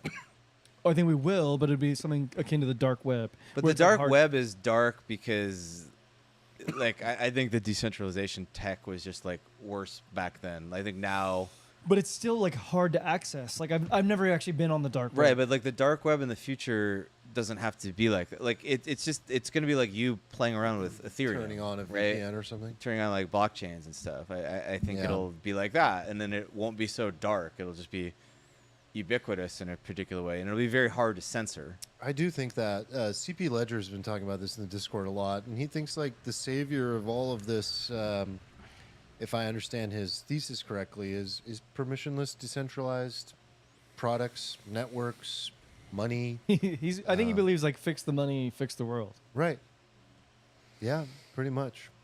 It's just all like a offshoot of a broader problem, which is that like, can human beings like coordinate and just exist in markets, or do they have to like coalesce around these like authorities that like are really powerful to sort of coordinate for them, and then we have to like trust these like entities, but then they become so powerful, and then they can kind of like, this is just like a fundamental shift in like where humanity is going, because humanity's kind of basically always gone to the centralized route basically since we stopped just being like small tribal creatures, you know. And this is like the first time where we're maybe kind of going back to that in a way. Could be interesting. All right, I want to leave some time before we get to our last two topics. So, how do you like that Sangiovese, by the way, Armand? I haven't tried it yet. You haven't tried it yet? It's tasty. I'm drinking it. You like? What do you Yeah. think? I love Just it. poured it. I have to. I mean, have I'm a to- I have big. to take a bathroom I break. think though. that I'm is going an to die. Good underrated, time. underrated grape. Yeah. It's like one of those grapes where you can still get a really great bottle of wine at a high bang per buck value. Those are pretty cheap at any Italian restaurant. Yeah. For sure. Okay, let's give a shout out to Magic Spoon. So go to magicspoon.com/alfalfa. Eat the snack straight out of the box in the office. All good flavors. We got peanut butter, cocoa, fruity, frosted. Most of them, if not all of them, have 0 grams of total sugar, 4 net carbs, 14 grams of protein. I think they frosted as 13 grams of protein. There's anywhere from like 140, 170 calories per serving. So that's like a fifth of a box, so a cup of cereal. You can get 14 grams of protein. Pretty good deal. I think the main thing how they make this taste so good is that sweetener blend of monk fruit extract. I've been seeing that a lot, and like That's kind like a popular sweetener. yeah, That's like a healthy version. It's popular in a lot of those keto Uh-huh. friendly. So this is keto friendly. It's gluten friendly, grain free, soy free. Yeah, so if you use the code Alfalfa at checkout, you get $5 off the variety pack. So yeah, go ahead and check it out. We eat as a snack all the time in the office. You can use it as cereal in the morning. People have been giving it to their kids, buying it for their kids in the community. I mean, I'd rather give it than those old like Fruit school Loops. childhood, Yeah. ones. So yeah, I think it's better. And I don't know, maybe if you give it to them from the start, they won't know the difference. Because Oh, I don't for think there's sure. that much of a difference when you taste it. Man, I think about that all the time, like how good my child's Eats right now. food is compared to how I grew up. Really? It's You're, bonkers. She's going to be 180 minimum. what are you feeding her? Magic spoon. This is like the greatest stuff on the planet, and it's like, what did I eat? Like garbage. You feed her beef. Yeah, she eats everything. She Okay. eats all kinds of stuff. Yeah. All right, well, Whatever wrap this. we eat, she eats. Wrap this up. Check out magicspoon.com/alfalfa. Use the code at checkout. And if you don't like it or the kids don't like it, if they revolt, throw it at you. They'll give you your money back. No questions asked. Yes. Thanks, guys, for sponsoring the pod. The spoon of magic. The next topic, Armand, you weren't in our topic No. agenda meeting, but you, sir, had a tweet that we'd like to talk about. Okay. Yes. Love the tweets coming from you, by the way. I just had a So moment. can you... Outing pull- yourself as a free thinker. Yeah. About to get I got tagged. about to get murked. Dude, that's tag worthy. Yeah, you're done. For sure. For sure. All right. Just so in case you're listening, I own a firearm. Yeah, I fight back. All right, you retweeted or quote tweeted someone, John Yeah. Lefebvre. I don't know how to pronounce It's a this. fire banger tweet. Yeah, so he talks about etiquette 101. Hold on, pull up Lefebvre's tweet real quick let's too. pull up his. So I'll read a few of these just so everyone can get the gist of what we're talking about. 1, the correct response to being told something you already know isn't "I know," it's "you're right." 2, never split a check. 3, don't ask someone what their job is or where they went to school. It's lazy and boring. 4, hold doors open for women, but go through revolving doors first. Goes on to say, stand up to shake hands. Don't tell people it's your birthday. Respond to texts promptly. Don't address someone by nickname unless you know them well. No hats or sunglasses inside. Feel personally attacked. Never show that you're impressed. Log off a Zoom if you have poor reception. Anyway, he goes on. Always carry cash. Eat slowly. Gift randomly. Tip more than you should. Seems like these are like kind of etiquette 101 for gentlemen. I'm feeling a lot of points of friction already, so I don't want to derail. Well, let's go to our co-host's yeah. etiquette. Yours are probably better. Okay. So let's go through a few of these. Never say Armand's etiquette 101. Armand's etiquette 101. The real shit. Never say something in a meeting or a Zoom just for the sake of saying something. Good. 2, never outshine the master. No social hierarchies and don't challenge or outdo your superiors. I feel like that's 48 laws of power. Yeah. Just coming straight through. Yeah. Pretty good. I like this next one. This next one. Okay. If you envy something or someone, tell them. It is better to reveal it than to let your shadow simmer unconsciously. That's a banger. Wow. Love that one.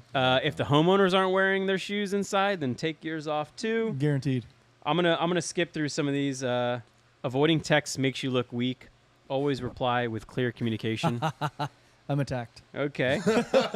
Here's my favorite one. This is very Persian. Oh. Always smell good.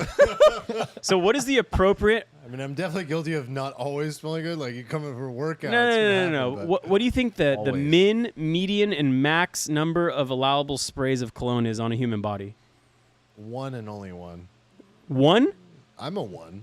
So I there- don't know that's anyone- the min, max, I and think- median. Wow, I was I think expecting a more than completely one. different response from I a think Persian. more than 1 is a lot. I think maybe I've seen your brother do like spritz on the neck, spritz on the wrist, spritz in the air, That's and a walk through. lot of Yeah, fragrance. You're man. I do forgetting want- they're forgetting the last one. the groin, The groin region. the loins. I mean, if you're talking about like a traditional, LA Persian girl, it's like probably 4 or 5. There's a Persian They will clear a room. woman. Like, it's like I can tell if she's been in the elevator in the last 20 minutes. yeah. It lingers. No, you want to smell good, but you never. The rule with scent. This is like, I literally sold fragrance at Nordstrom. So this is what I told people. Oh, you were so good at it. I said, you want to wear a fragrance, you want to put it on, and you want people to smell it if they get close to you. If they're like more than 6 feet away, they shouldn't be able to smell it. That's when you should smell it. a good rule of when thumb. they're close to you. Yeah, but like you But can't if you're smell yourself. smelling it when you walk in the room, that's way too much. Okay, so I got another question, and this is going to be kind of like a hotter take. Like I'm going to spice it up a little bit. Some people don't smell that bad even after a workout, whereas some people smell really bad just Yeah. from peeling an orange. Yeah. Like, are we clear on this? Yes. Like, so I think the rules of You smell like ass. I smell phenomenal. I can go jump in a lake. You've never smelled You're bad. pretty neutral. You've never smelled bad. And I don't spray cologne because I have a very neutral smell, and I just don't like chemicals. So like I Yeah. just don't spray anything. Yeah, I forget who it was in the community that one time just talked about the kind of health aspect of having shit on your body, and like it was really interesting. It might have been Eric Puncher, like just like fragrance smell pollution Sounds more in the like world. other Eric topic. Oh, it was other Eric. Other Eric, Yeah. where's he been? Where's he been? He dropped a thing in like an old thread the other day and just Welcome back. I used to confuse, I used to confuse the two Erics, but yeah, it was other Eric, and he was like, fragrance pollution is like a thing in the world. So, anyway, All right, I got a question I agree about with you.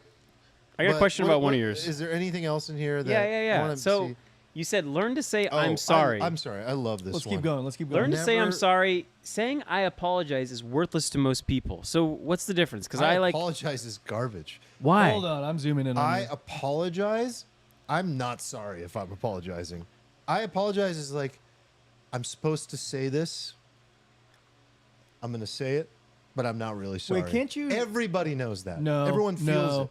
No way. Everyone feels it. I will No, say it's to your semantic. Sorry is so much It's deeper. semantic. I think semantics Sorry matter. is so much deeper. No, it's semantic, but like I think you can gather their sincerity from the context. You can just give the full I'm sorry. You can gather sincerity fully even without sorry. saying either of those two things, and you can can. gather You if someone's can. sorry. Okay, imagine you're talking to your friend and their dog dies, and you're just like, I apologize. I mean, that would be a really weird thing to say. So I will say, just I'm so sorry. coming off the roll of the tongue, I apologize is much easier than I'm sorry. It's so like much I'm easier. sorry It costs you feels less. Yeah, It costs less. it That's does. what I'm talking about. The cost to the person giving the statement is much less. This is one that I've had a lot of experience with here. When you go to like a Starbucks or something, when you walk up and they're like, "Hi, how are you?" and you're like, "Good. I'd like a macchiato." That's what most people do. And if you stop and you notice yourself and you go, "Good. How's your day going?" I swear to God, you're going to get a 40% response that goes something like this. I'm doing good. Thank you for asking. Yeah. They will say thank you for asking because they said how are you 200 times that day and only 3 people asked them how they're doing. Just notice it. I like feel that I one. would never be that person. You know, I but feel like it'd be like, but I think oh you my god, you've obligated me to like say more things. no, try it out. Try it I out. have something on this, Stephen, as well, but I want to keep going. It's got a 90% hit rate. So I went to the Yeah, Virgin It's Islands just a formality. for a couple weeks It's in a test to see if I could live there and move there. And they notably move much slower on the Virgin Islands. And the first thing you notice Island is time. if you do anything, you interact with anyone, you don't go straight to business. Like that's like completely insulting. You go into like, hey, how's it going? And you just, there's a lot of small talk. And at first I was like, oh my God, this place is just so slow. You can't get anything done. But then I noticed since I've left there, I kind of like do it on calls, even on like, you're calling a 1-800 number and you're like, hey, how's it going today? Good. What do you like? Almost like suspicious. Like, why are you asking how I'm doing? Or do you about to scam me? But anyway, I like that one. Can I? This is one that I've seen like all you guys use really well. Like if you leave a party early, the key is you don't want to disrupt the party. Because if you're the guy that's leaving the party early, it like makes everyone else think it's time to go. Right. It's super it sensitive. like sets a tone. It's super sensitive. Sets a so tone. like I remember I think I had to leave one of your parties earlier this year. How And I rude. remember I was just like fucking nervous about it. And I was just like, we got to do this right. I was telling Erica, like, we got to do this right where we got to dip. We got to be thankful, but we can't let anyone really notice. It's super important. Sure, I it really just feel that. starts falling apart. Oh, it completely Very falls apart. quickly. And then you're the host and you put all this energy into putting on a party and then first person leaves, everyone leaves, you're like, we had 4 more hours. That's a good one. So, yeah, That's a little good one. things like that. Can I talk about the? Can I talk about one? Yeah. Yeah. Hit one. Okay, the one that I'm attacked on, which is always respond to the text in a prompt manner. Okay. I also read this and was like, no. Go, Eric. Okay, so I just want to explain myself, and I'm not saying you're wrong. I'm just talking about like I'm defending I'm fine. myself because I was attacked here. It talks to Steven's point as well. Like, I think when you ask someone, like, how you doing, like in like a very casual, like it's like a formality way. Like you walk up in the Starbucks line, how you doing? Like, I'm always like a cheerful guy in like those interactions. Like, good, how are you? And like normally it doesn't turn into like an hour-long convo. They're just like, they might be like, hey, great, thanks for asking. And then I go on my order.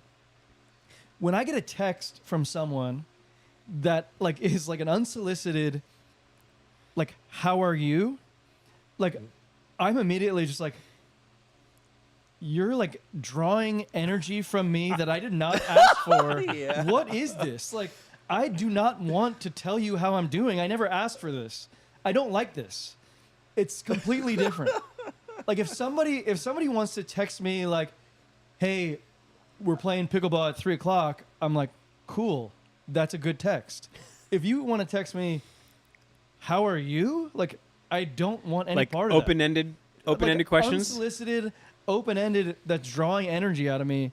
Don't do that. Beautifully You're said. giving somebody like obligation. Right. Yeah, you know? you're explaining it beautifully. So you agree, and can I share what I think psychologically this is?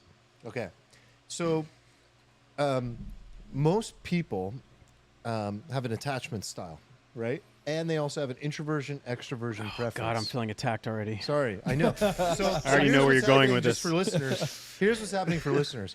I am anxious and extroverted, and these three are avoidant Correct. and more introverted. So I just want to clarify that. I'm for definitely everybody. introverted. So here's You're a funny case. Here's Yeah. another word for it, though, that I really like. You have waves, islands, and anchors. Okay? What I have learned is that a healthy person is an anchor. And here's what an anchor looks like. When there's certain situations, for example, everything in life is that's a problem for anybody is like interpersonal. It's people are involved. Like you're not going to be stressed if other people didn't exist. So people existing is stressful, right? You get a text, "How are you?" "Oh my God, unsolicited. I didn't sign up for this." Totally understand. So when you're an island, your comfort is to stay on your island and you soothe yourself and you energize yourself by being on your island. Now you can be a wave and you can get out there and you can be extroverted. And Eric's like a very good example of this. Like when we party or go out and friends, Eric's like the life of the party. But then he's got to re-energize himself. And then when he Solo. doesn't want to talk, he doesn't want to talk to anybody. It's just Yeah. like, I'm done. Leave me alone. A wave, in particular when they're stressed or anxious, is going to, by the way, in moments of stress, an island is going to retreat. And a wave is going to, what? Engage. And show up and be like on your shore and ready to like find out what's going on and be like, "How are you doing? What's going on?" You know, blah, blah, blah. And then you've got the anchor. And what I have learned is that in relationships, there is always a cost. And so what we have to acknowledge sometimes to ourselves is like to be human comes with a cost of like there's a trade and there's a relationship. And while we might want to sometimes be an island, we also might want to sometimes be a wave. That's excessive. Nobody needs a wave in their life all the time.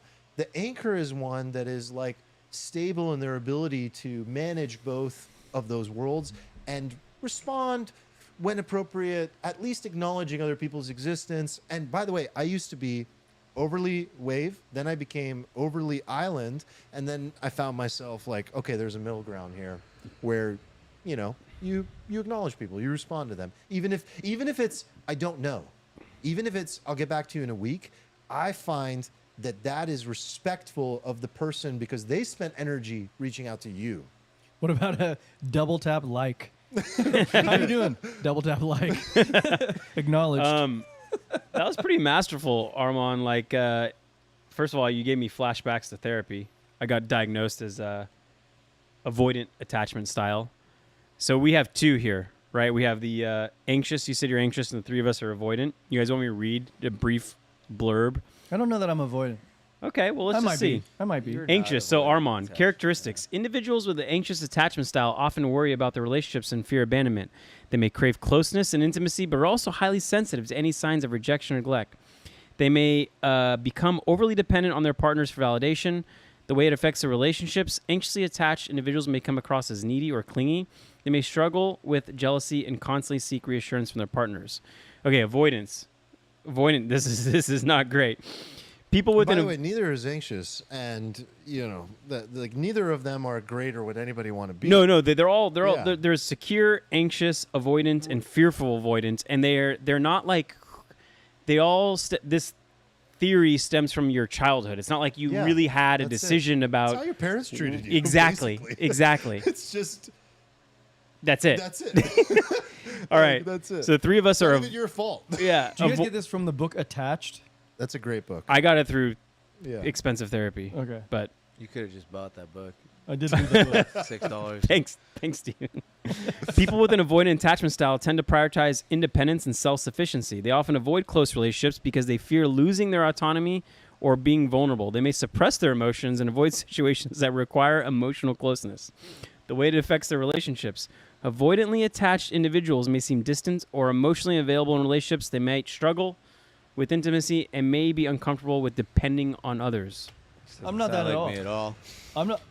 I know. I don't that- think any of us are either one of those 100%, right? That's a spectrum. Well, You borrow from describing- me No, hold on, sometimes. I'm- describing a spectrum. I'm Literally looking around. 100%. I might see some. They've called me and asked me to do like a photo shoot. yeah, I was actually. They're like avoidant attachment Yeah, I style think magazine I see some wants to put you on the cover.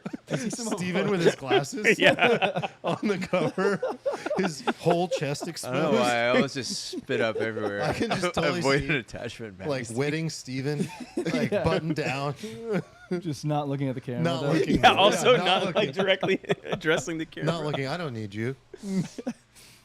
What's the other one? Because I'm not either of those two. All Well, right, there is this anchor, Secure? Secure. which I think you are mostly. Yeah, like, you strike me as a secure guy. I think, But I that am introverted. That's the that's part. that's You a or different. I- That's I- a different. Another axis. I would different axis. describe you as like you're in that secure, but like more on the avoidance side, and I think I'm Agree.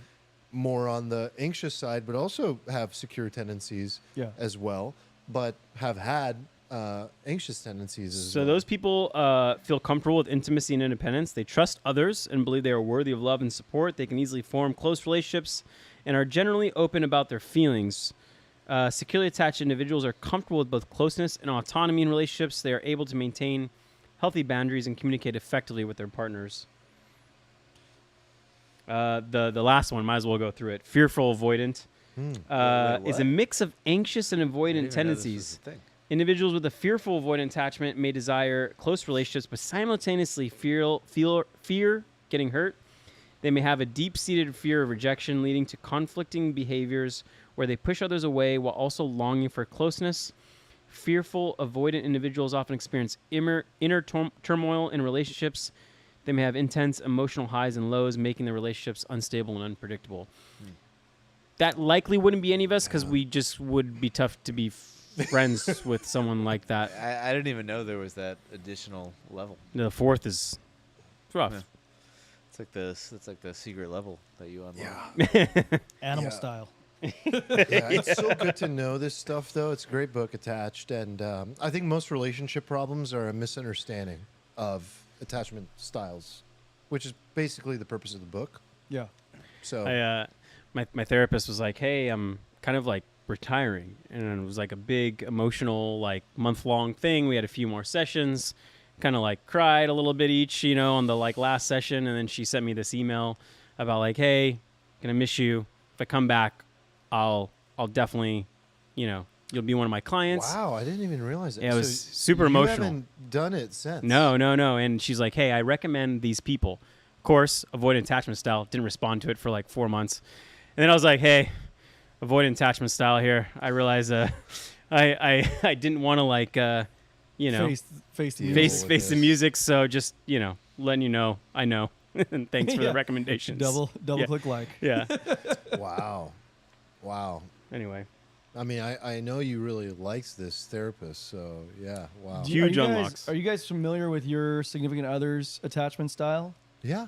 Yeah. Because that seems like the point, right? Yeah. It's more about understanding, well, yeah, yourself, but the balance. I actually think my significant other is more anxious. Like, I don't know if I'd put you fully in the anxious category. Like, No, that description didn't sound like you. I'm like secure anxious. Yeah, I think you're Yeah, more under secure. stress, I'll go that. Yeah, you're way. more secure. I would say she's more anxious. Mm-hmm. And, yeah, I mean, like I said, it's just this thing that happens. Yeah, mine is secure. Erica's very secure, but avoidant. So it's also, everyone's like pretty secure.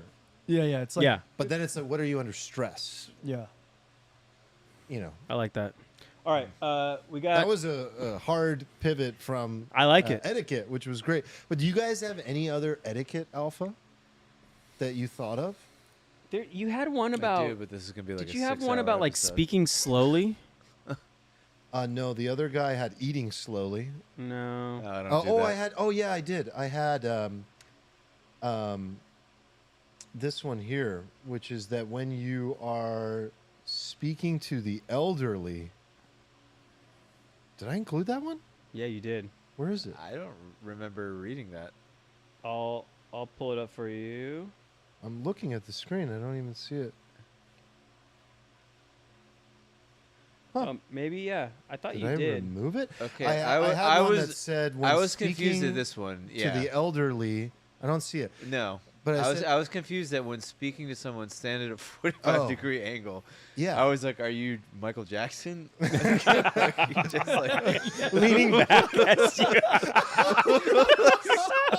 You're just taking it so factually. like I read this and I was like, I love that that's what you thought. I love that that's what you thought. I mean, I'm just like, you're giving me advice. Like, I'm supposed to assume you know what you're talking about, right? So I was just Why like, is Steven awkwardly leaning back as we How talk is he to doing that?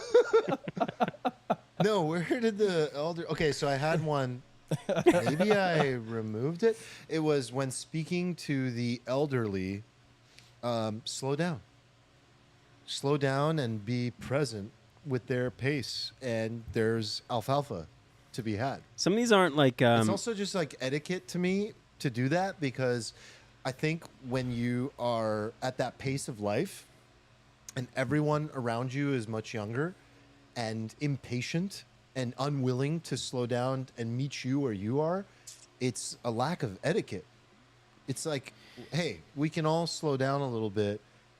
Everyone's walked by somebody who's older and is trying to talk to you when you're walking your dog or whatever, and you're just like, I gotta go. But dude, like, I think there's a lack of etiquette there to like not slow down. yeah, enough and maybe to this like borders acknowledge line their into like life. from etiquette to charisma 101, but you know, like mirroring people is like a common thing in that kind of context. And I used to cold call, and you get someone like, "Hey, this is Nick. How's it going?" You're like, "Hey, this is Nick. How are you?" You know, like you mimic them, or like, "Hey, this is Bob." You're like, "Hey, Bob.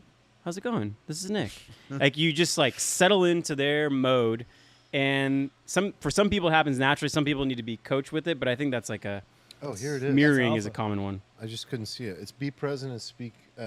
Slow down when speaking to the elderly. So I found that like especially at like conferences or business events, networking, whatever, when you're with a group of colleagues, I think slowing down is a good thing to do when you're at these conferences. Like the people who are like jacked up and hyper and just like super intense, you're like, dude, you seem Yeah, a little it's too much. insecure right now. Like you're trying to like, but you know, you go and meet the guy who's made it X times over and he's just there and he's just kind of like going at a different pace than everyone. And Yeah, it's the pace, but it's like first impressions. So there was one I wrote about that, which is like when you are meeting somebody for the first time, be curious and be positive, but don't overdo it.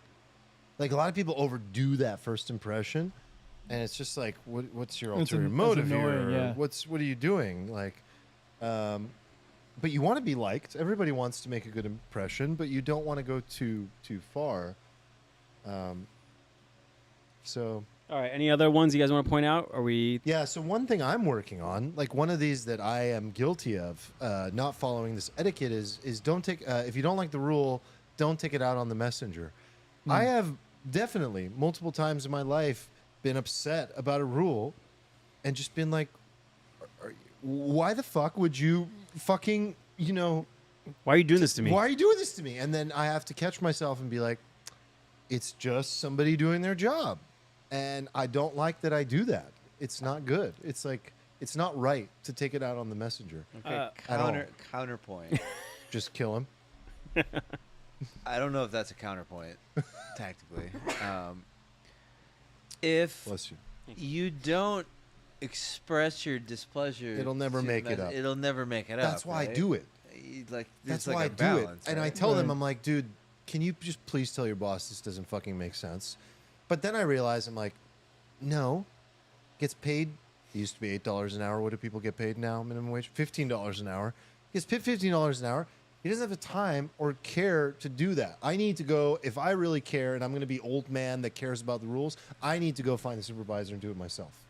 And like the- there's the third door stuff where it's like you just can't just abide by rules all the time. You have to kind of like speak up, and the squeaky wheel gets the grease. And I mean, you know, we've nicknamed you the Wolf sometimes because I'm like Armand. I talked to the guy. He's got no seats available. He's like 1 second, and But what he just goes in there and he's like, "We got a that's table." Positive. What I do is I don't kill the messenger. I go up to the messenger. I'm like, "You're my fucking homie. You're gonna get me into this place, and here's why." And I wolf in by being like, "Here's the situation. I've got Eric. It's his, we're here for a party. It's a special gathering. Like, You, what like, do you bring him need? in What on do it. I need?" I'm like, "You're part of it." Like, but I don't make them the enemy. But when I'm anxious or at my worst, I have been like frustrated. I've been like, "What do you mean? This is a stupid rule," and I don't think that's respectful. Is what I'm trying. I to like say. a phrase that I use at work is like hard on the problem, easy on the person. So like when something's going wrong, you go hard on the problem. Like kind of disassociate yourself from like who did what, whose fault is it. Just go hard on the problem, and naturally accountability will show up where it is. And especially in groups of people, you don't want to like lay on the person. You just want to solve the problem. And I find Yeah. it similarly like Dude, I have the same rule for feedback. yeah. The way I say it is criticize the behavior, praise the personality. like that. It's the same thing. No, like when you work with somebody, it's not their personality trait that you didn't like. It's the way they did the job. Tell them they didn't do the job right, but then tell them they're a good person and that you really they care. Like that's how to give feedback. I want to get to this last topic because it's a Yeah. short one. We could wrap up really quickly with this one. Yeah. It's a Von Deeper. Yeah. And maybe this kind of carried over from last week's episode a little bit. Armand, you brought up like we get caught up in the man's ability to provide. So the follow-up question is then, what is a man's purpose in life? Oh, that's so light. It's quick, That's quick. just quick around the horn. What is a man's purpose in life? I'm happy to start. Please. And then you guys can go. My dad was not one for like maxims or like little quips, but he only told me one time, and it was so like in casual conversation. But he was like, "You're a man when you produce more than you consume." And like I don't know why I remember like 3 things he told me. Not very many, but like that was one, and I was like, "Huh." And so I think there's something to it, not just in the matter of like how much money you make, but like you're there to not take but create. You're there to like grow more as a person than you started with. You're supposed to maximize your talents, but then there's also this like pure masculinity part. You're supposed to protect and provide. You're not just supposed to be this like leech on society where you are consuming more than you produce. And so I found that quote, kind of like encapsulates a lot. So that's one path I've like found myself going down. And then the other is like, there is no like purpose. There's obviously no one objective one. So you get to make it up, right? Like you get to decide what it is. And it could be about pure, like my purpose is to be happy and like, pursue joy and fulfillment and whatever that means for me. Some are more like I am a protector and a provider, and that is the purpose. Some are, you gotta like maximize your talents. Like don't waste the talents and the opportunity given to you. But I don't know, that one I like produce more than you consume. Yeah, that one's is a way man. better than the second one. I think so too. I like that one. Yeah. It's very succinct. Kind of gets to the point. And it's like almost like this equation where you're like, well, shit, am I providing to What I others really more? like about that one is the macro perspective on it is like society wouldn't exist if you had a bunch of consumers. Yeah, like if you just had leechers.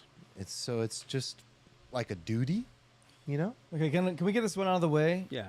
How about this? Like the purpose of any organism is to survive and procreate. Yeah, that's more base level to me Mm-hmm. than the previous. Like, your job is to have offspring. And do you think that when you say that, it's a purpose that exists on a unconscious level? It's just you have to. It's fundamental. Well, I feel like we all feel that way. Like Mhm. uncontrollably, we do feel. Well, can I that ask way. you a question about that one? So let's say, I mean, Armand's a father. His daughter's younger. But let's say she gets to an age where she's relatively self-sufficient, or like she's on a path to becoming, clearly on a path to becoming self-sufficient. So at that point, does Armand not have a purpose? Does a man not have a purpose once the offsprings are like have their own ability to go? And that's where And then that may be true, but it's the uncomfortable truth. Yeah, and also for the three of us who don't have offspring, are we just pathetic losers who like shouldn't exist because we're not procreating? And then and then to add on into it, like, do you need to have like greater than 2 children? Because like that's the equilibrium. that's the equation to 2.1. grow It more. is below that right now. Yeah. It's crazy. Yeah.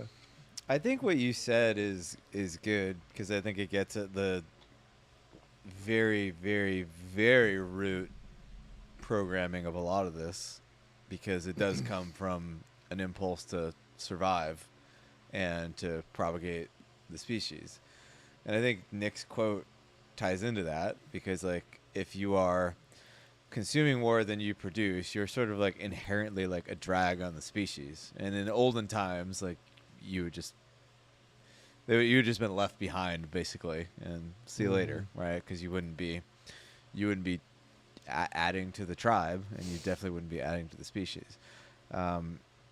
But that like ties into a lot of stuff. Like that like ties into the impulse to have children. That's like simple.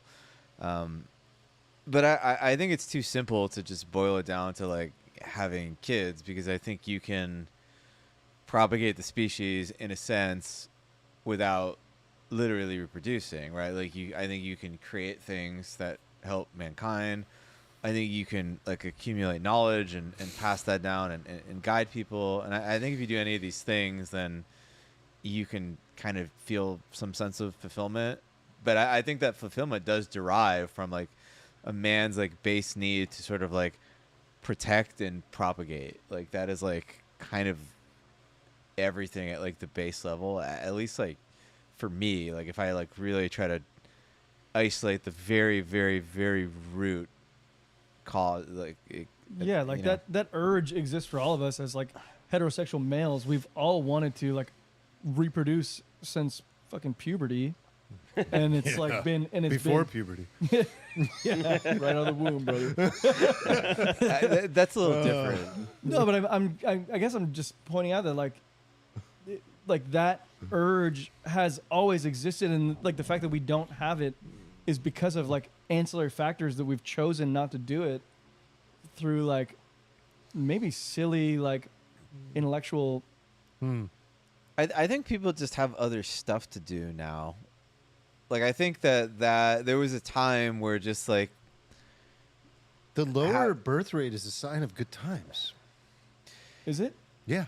it's one of the factors. One, I don't think it's the major Not one. good times, but you in know? the sense of economic prosperity. Like, Oh, that's like I see when like the cycle's spinning, like just generally, like the well-to-do people aren't having the kids. right.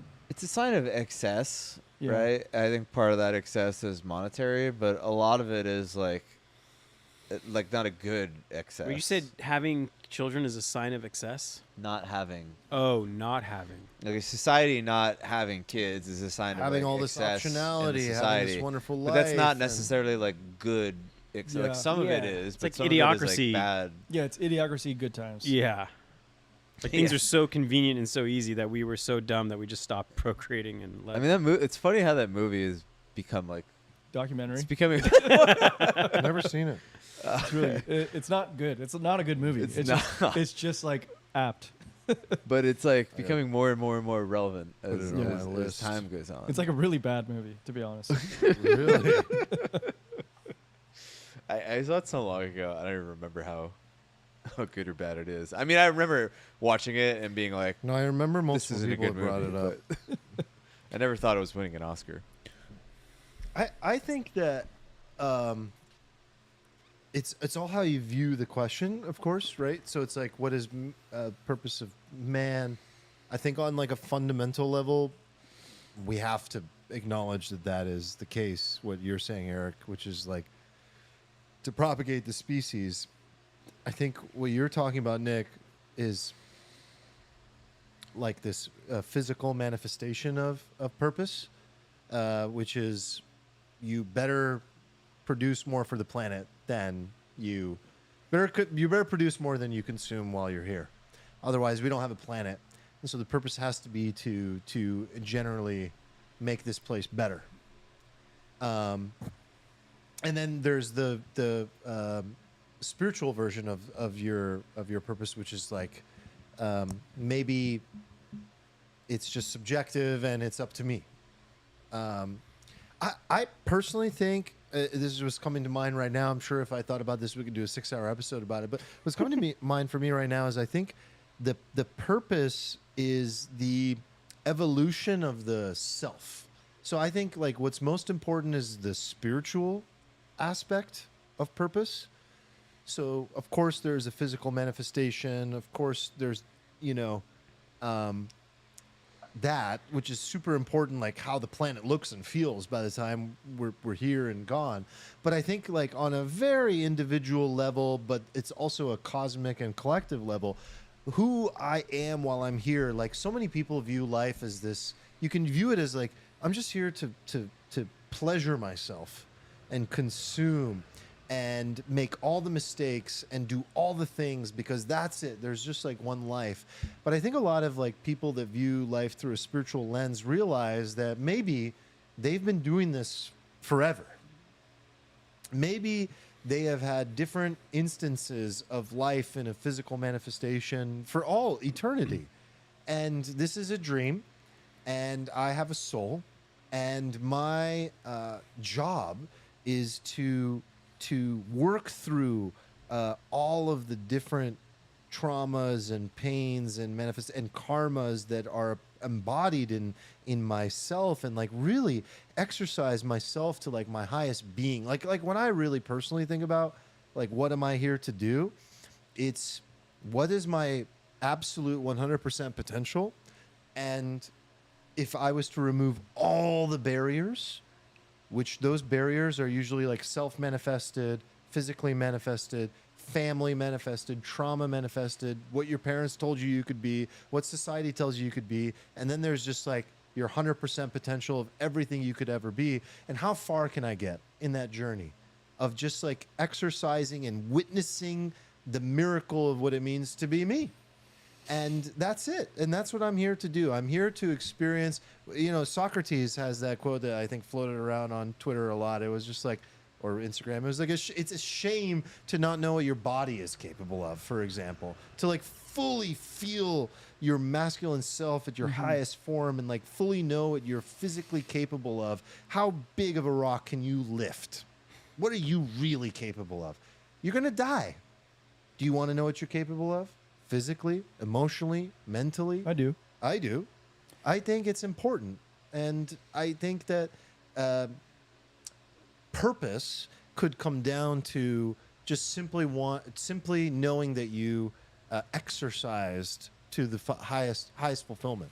That's interesting. I mean, on the physical level, it's quite easy to like measure yourself on that. But like, do you ever guys get this like little bit of angst where you're like, there's a different path I What could have taken. been? Yeah, it's like more what could have been. I was like, okay, like if I'm capable of this, maybe I'm capable of like 5 times more of that.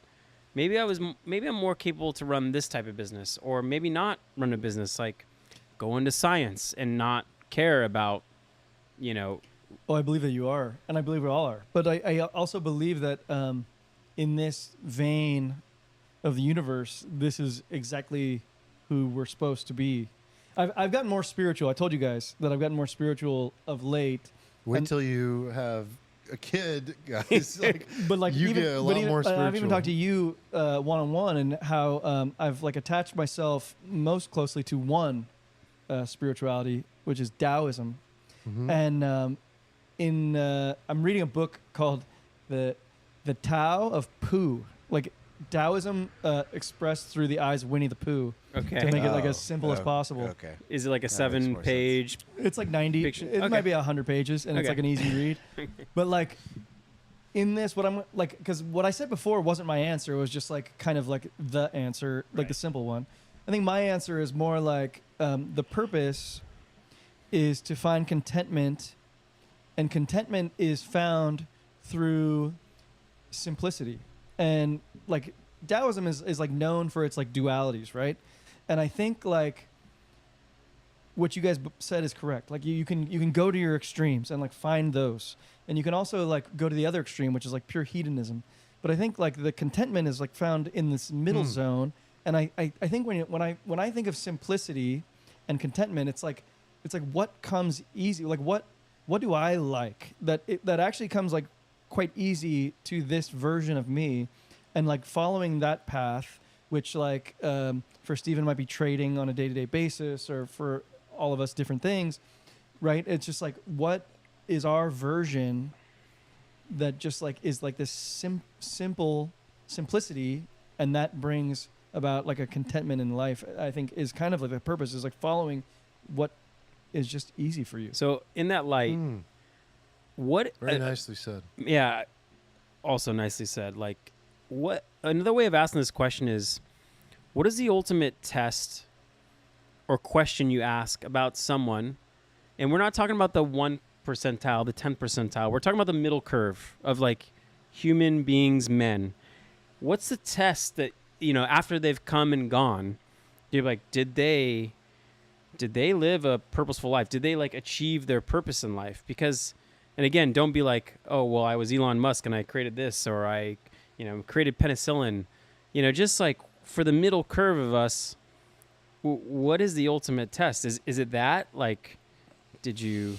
I think for a lot of people, like they're like, they call it in Taoism, they call it the uncarved block, which is like the most simple version, where you like it's beautiful in its own sense, where it's just like this like piece of clay, and you don't have to make it more complex than it is, and that's the beauty.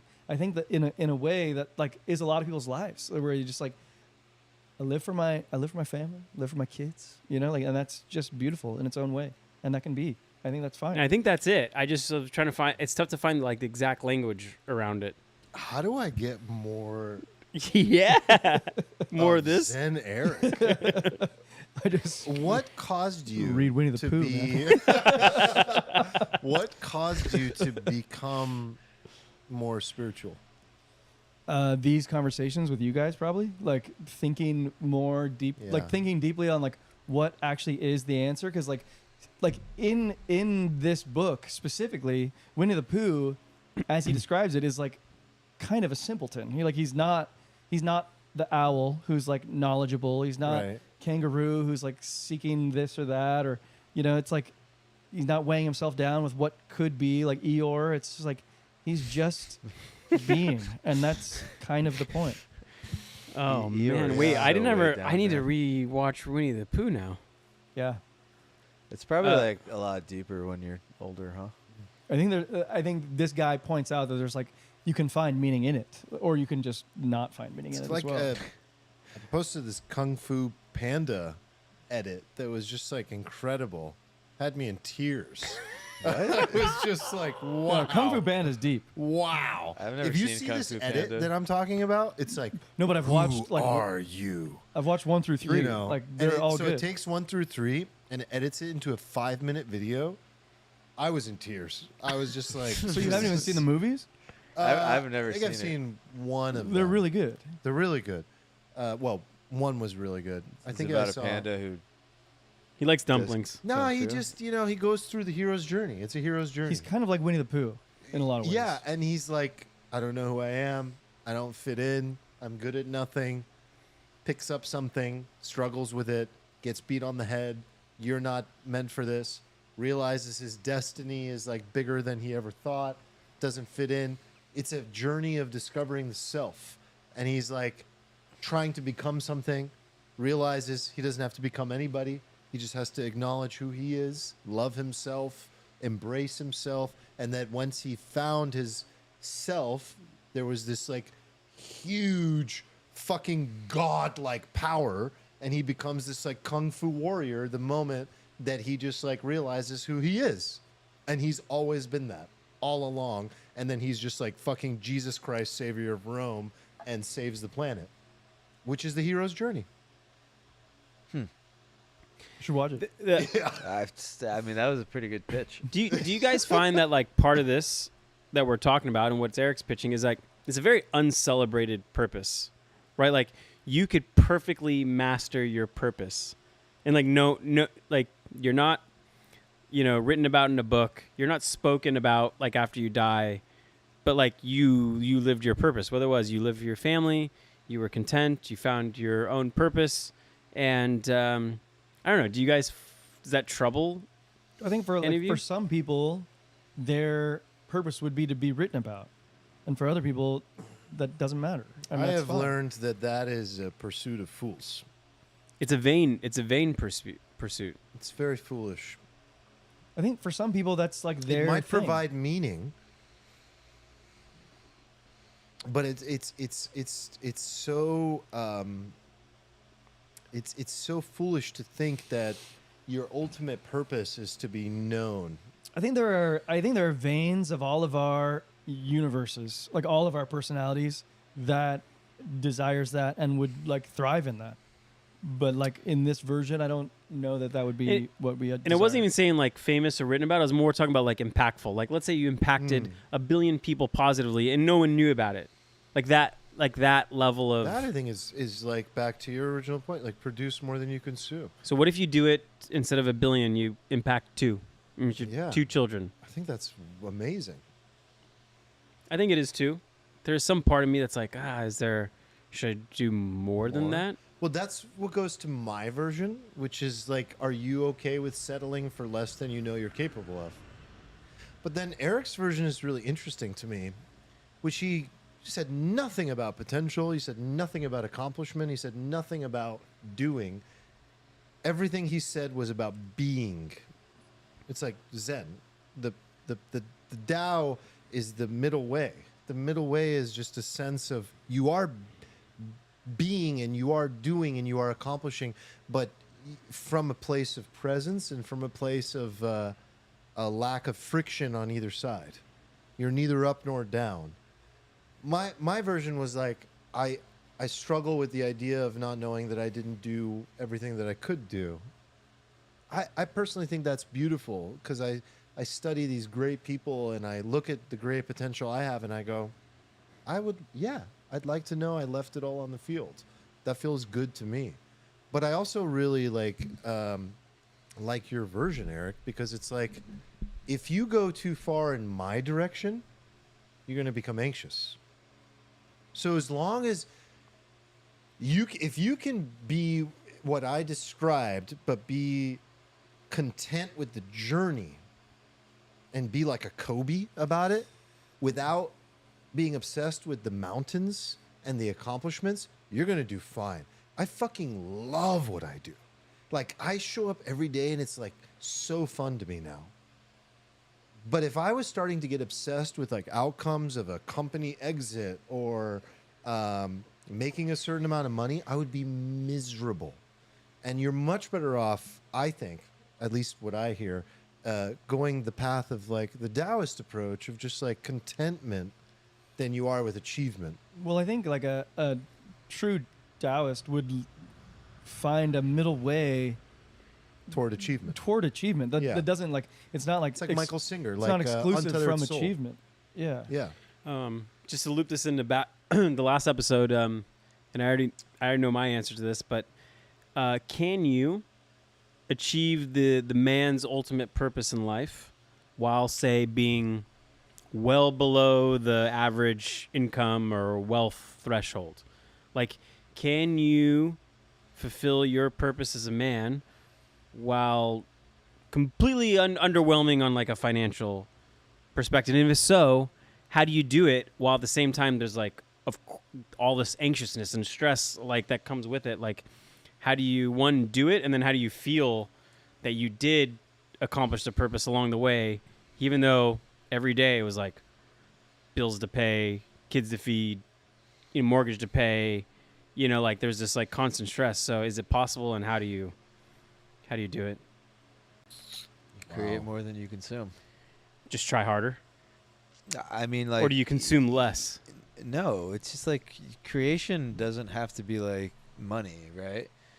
Like in an extreme example, if you just scrape it together and you have a family and you give everything and you have like one child, right? And you just mold that child, and that child ends up becoming like just an incredible human who nudges humanity forward like 1%, like all by himself. Like, well, you did that by creating that human. Like, it's not all about what you made in the moment, like, obviously, and it's obviously not like all about money. It's about like all the compounding effects, like all the things that happen in the future as a result of your present actions. And there's a lot of like butterflies flapping various wings, and like a lot of things can happen, especially if you go generation after generation. I agree. So that's my answer too. And like, I think for as much as we talk about like which attachment style you have because it happened in your childhood and the lessons that your parents taught you, whether purposefully or like unconsciously, like that passes through generations and has like a ripple effect that's probably underestimated. Yeah. Yeah. I agree. I totally agree. What's on this side of the colorful T-shirt side of the room? It's a deep question. It's deep stuff you're talking about. Because it's really easy to good say, yeah, stuff. it's possible, but then like, what if you were doing that? It's like, So I think that society, when it gets to a place that is comfortable, will create types of people that are very selfish and pleasure-seeking, and I don't think that's good. Yeah. So I think if you're in the pursuit of like all of the things that are beneficial to you, and I need this to be fulfilled, or to find myself, or to find God, all right, you're not so benefiting anybody. so the business class No, hold seats are a bad thing. No, I just mean like you're. I'm just There's a line. No, I'm talking about specifically the part where you were saying like your need to provide it all as a man. I guess we're specifically talking about men here. yeah. And I'm just saying, like, I think that men want innately to have responsibility. But we might distract ourselves with everything else in the meantime. But the moment we actually do pick up responsibility and say, this is what I'm here to do, and I'm growing up, and I'm going to be that man. And it took me a long, long, long time. I'm not saying I was immature. I wasn't immature. I've never been an immature person. I grew up very quickly. I had to be a man at a young age and help my family at a young age. But I was immature about accepting like my role in life sometimes. And the faster you accept that, I think the better for everybody around you. I don't know if that hits exactly at what you're... I'm going to respond differently, but mine is like, it's going to talk to both. It's going to talk to your question and also what we talked about before, where it's like, I actually think the simple path is actually like the selfish one. It's like once you really truly know yourself, which like not a lot of people do, not myself, not probably any of us, like you truly know yourself, you do follow the middle way kind of like inherently, and that looks probably selfish, but it can also it can probably look like Kobe Bryant, because that's him following his simplest path. Like it doesn't, like what I'm trying to say is that like what I'm suggesting isn't like a trade down from achievement. It's like just knowing yourself and following what's true to you. And that is the contentment, and that is the purpose of man, and that's like So isn't so much of what we've talked about just essentially knowing yourself? Yeah, and it's like you've mentioned before, it's like the whole journey is the journey inward. Like you got to like truly know yourself, and then like you just express it. I think that's probably really it. And I think there's a process across lifetimes. Again, so I don't know what you guys believe happens when you die. I think we're on a never-ending journey of experiencing life and having moments that are on switch and off switch. I think there are moments that you go into the off switch and you enter the realm of non-life, and then I think you come back to life. I believe in like a form of reincarnation, I guess you could say, although I wouldn't call it reincarnation. But I think like each time that you're here and you're experiencing life, you're growing, or at least that's the intent. Is I that think you're growing. I don't think of it as growing. I think of it as circling closer to your truth, maybe. That's a good way to put it. Yeah, which is the ultimate truth. Yeah. Which is where maybe you and I even disagree. That I believe there is an ultimate truth. I believe there is an ultimate truth, Wait, like a nirvana. I'm confused. You just said your truth is the ultimate truth? No, we disagree on that. No. Okay, you disagree on that. Yes. Okay, good. We disagree. Because I was like, that makes no sense. I think like we have a fundamental difference in viewpoint of the reality of nature, I guess. Yeah. Which is like a subjective reality versus an objective one. Yeah. Does anyone have like a mutually exclusive, collective, exhaustive, like bullet point list of what knowing yourself means? Because I like what you're saying, but like I just can't. No, I can't grab onto it. And that's what it is. Is it requires. I mean, you meditate, Mm-hmm.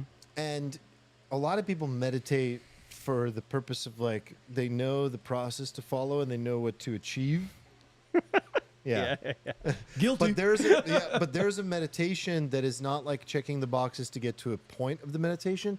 There's a meditation where you get to a point where you connect with the self, which is where one might describe like there's a loss of self, the ego self. And in that place, there are truths that exist. You guys got a book to read on this subject? Untethered soul, Okay. Okay, I Mushrooms. see what you're saying now. mushrooms. Take mushrooms. Yeah. I mean, really, Great genuinely, like, Timeless. As just generations. Honestly, the one that like I vibe with the most is the YouTube of the egg. The egg. the egg is great. The Wait, egg what? What is like this? 7 minutes great. long, and it describes how we all exist and we've lived each other's lives. We've all lived every life, and the purpose of living every life. That's why the is egg got like 25 million views in Right. a day, because I think people felt something. I think people watched that and were like, I feel like I know this. It's because you're trying to get to the truth, which is either yours or it's absolute. I don't think any of us know, but it's like circling around the idea of truth, and you live eternity to try to circle closer and closer. Well said. All right, I need to end this episode and go watch The Egg. Okay. do it. Yeah. Yeah, Let's go to the after party. we going long. We're going to the reading club still? Yeah. We're going to reading Oh club my God. today? Yeah, Yeah. We talked about it. Oh, shit, you weren't in the pre-planning you meeting. didn't talk about it. Ooh. Surprise. Yeah. I know. Yeah. Yeah, This is big. Fancy. Was Yeah. it a Steven push? Yeah, he's like, hey, I want to go. Like, okay, we'll go. This is a Wow. long episode. Wow. Yeah, all right, guys. We're going to wrap this up. Can we have cigar? It's really hot in here. Yeah. Thank you guys for joining. Sweaty. I can tell all of you guys have been hanging with us. So if you haven't already liked the video, it helps us out. And yeah, we thank you guys for listening in. And we'll be back next week, Wednesday, 5 p.m. PST on YouTube Live. Come and hang out. All right, Probably guys. a weird episode for people to share with the title "Republican Guys Are Hotter." Yeah, we've had like 3 Von Deepers. Shit happens. All right, guys. Yeah, Love you much. yeah. See you later. Bye-bye. Yeah,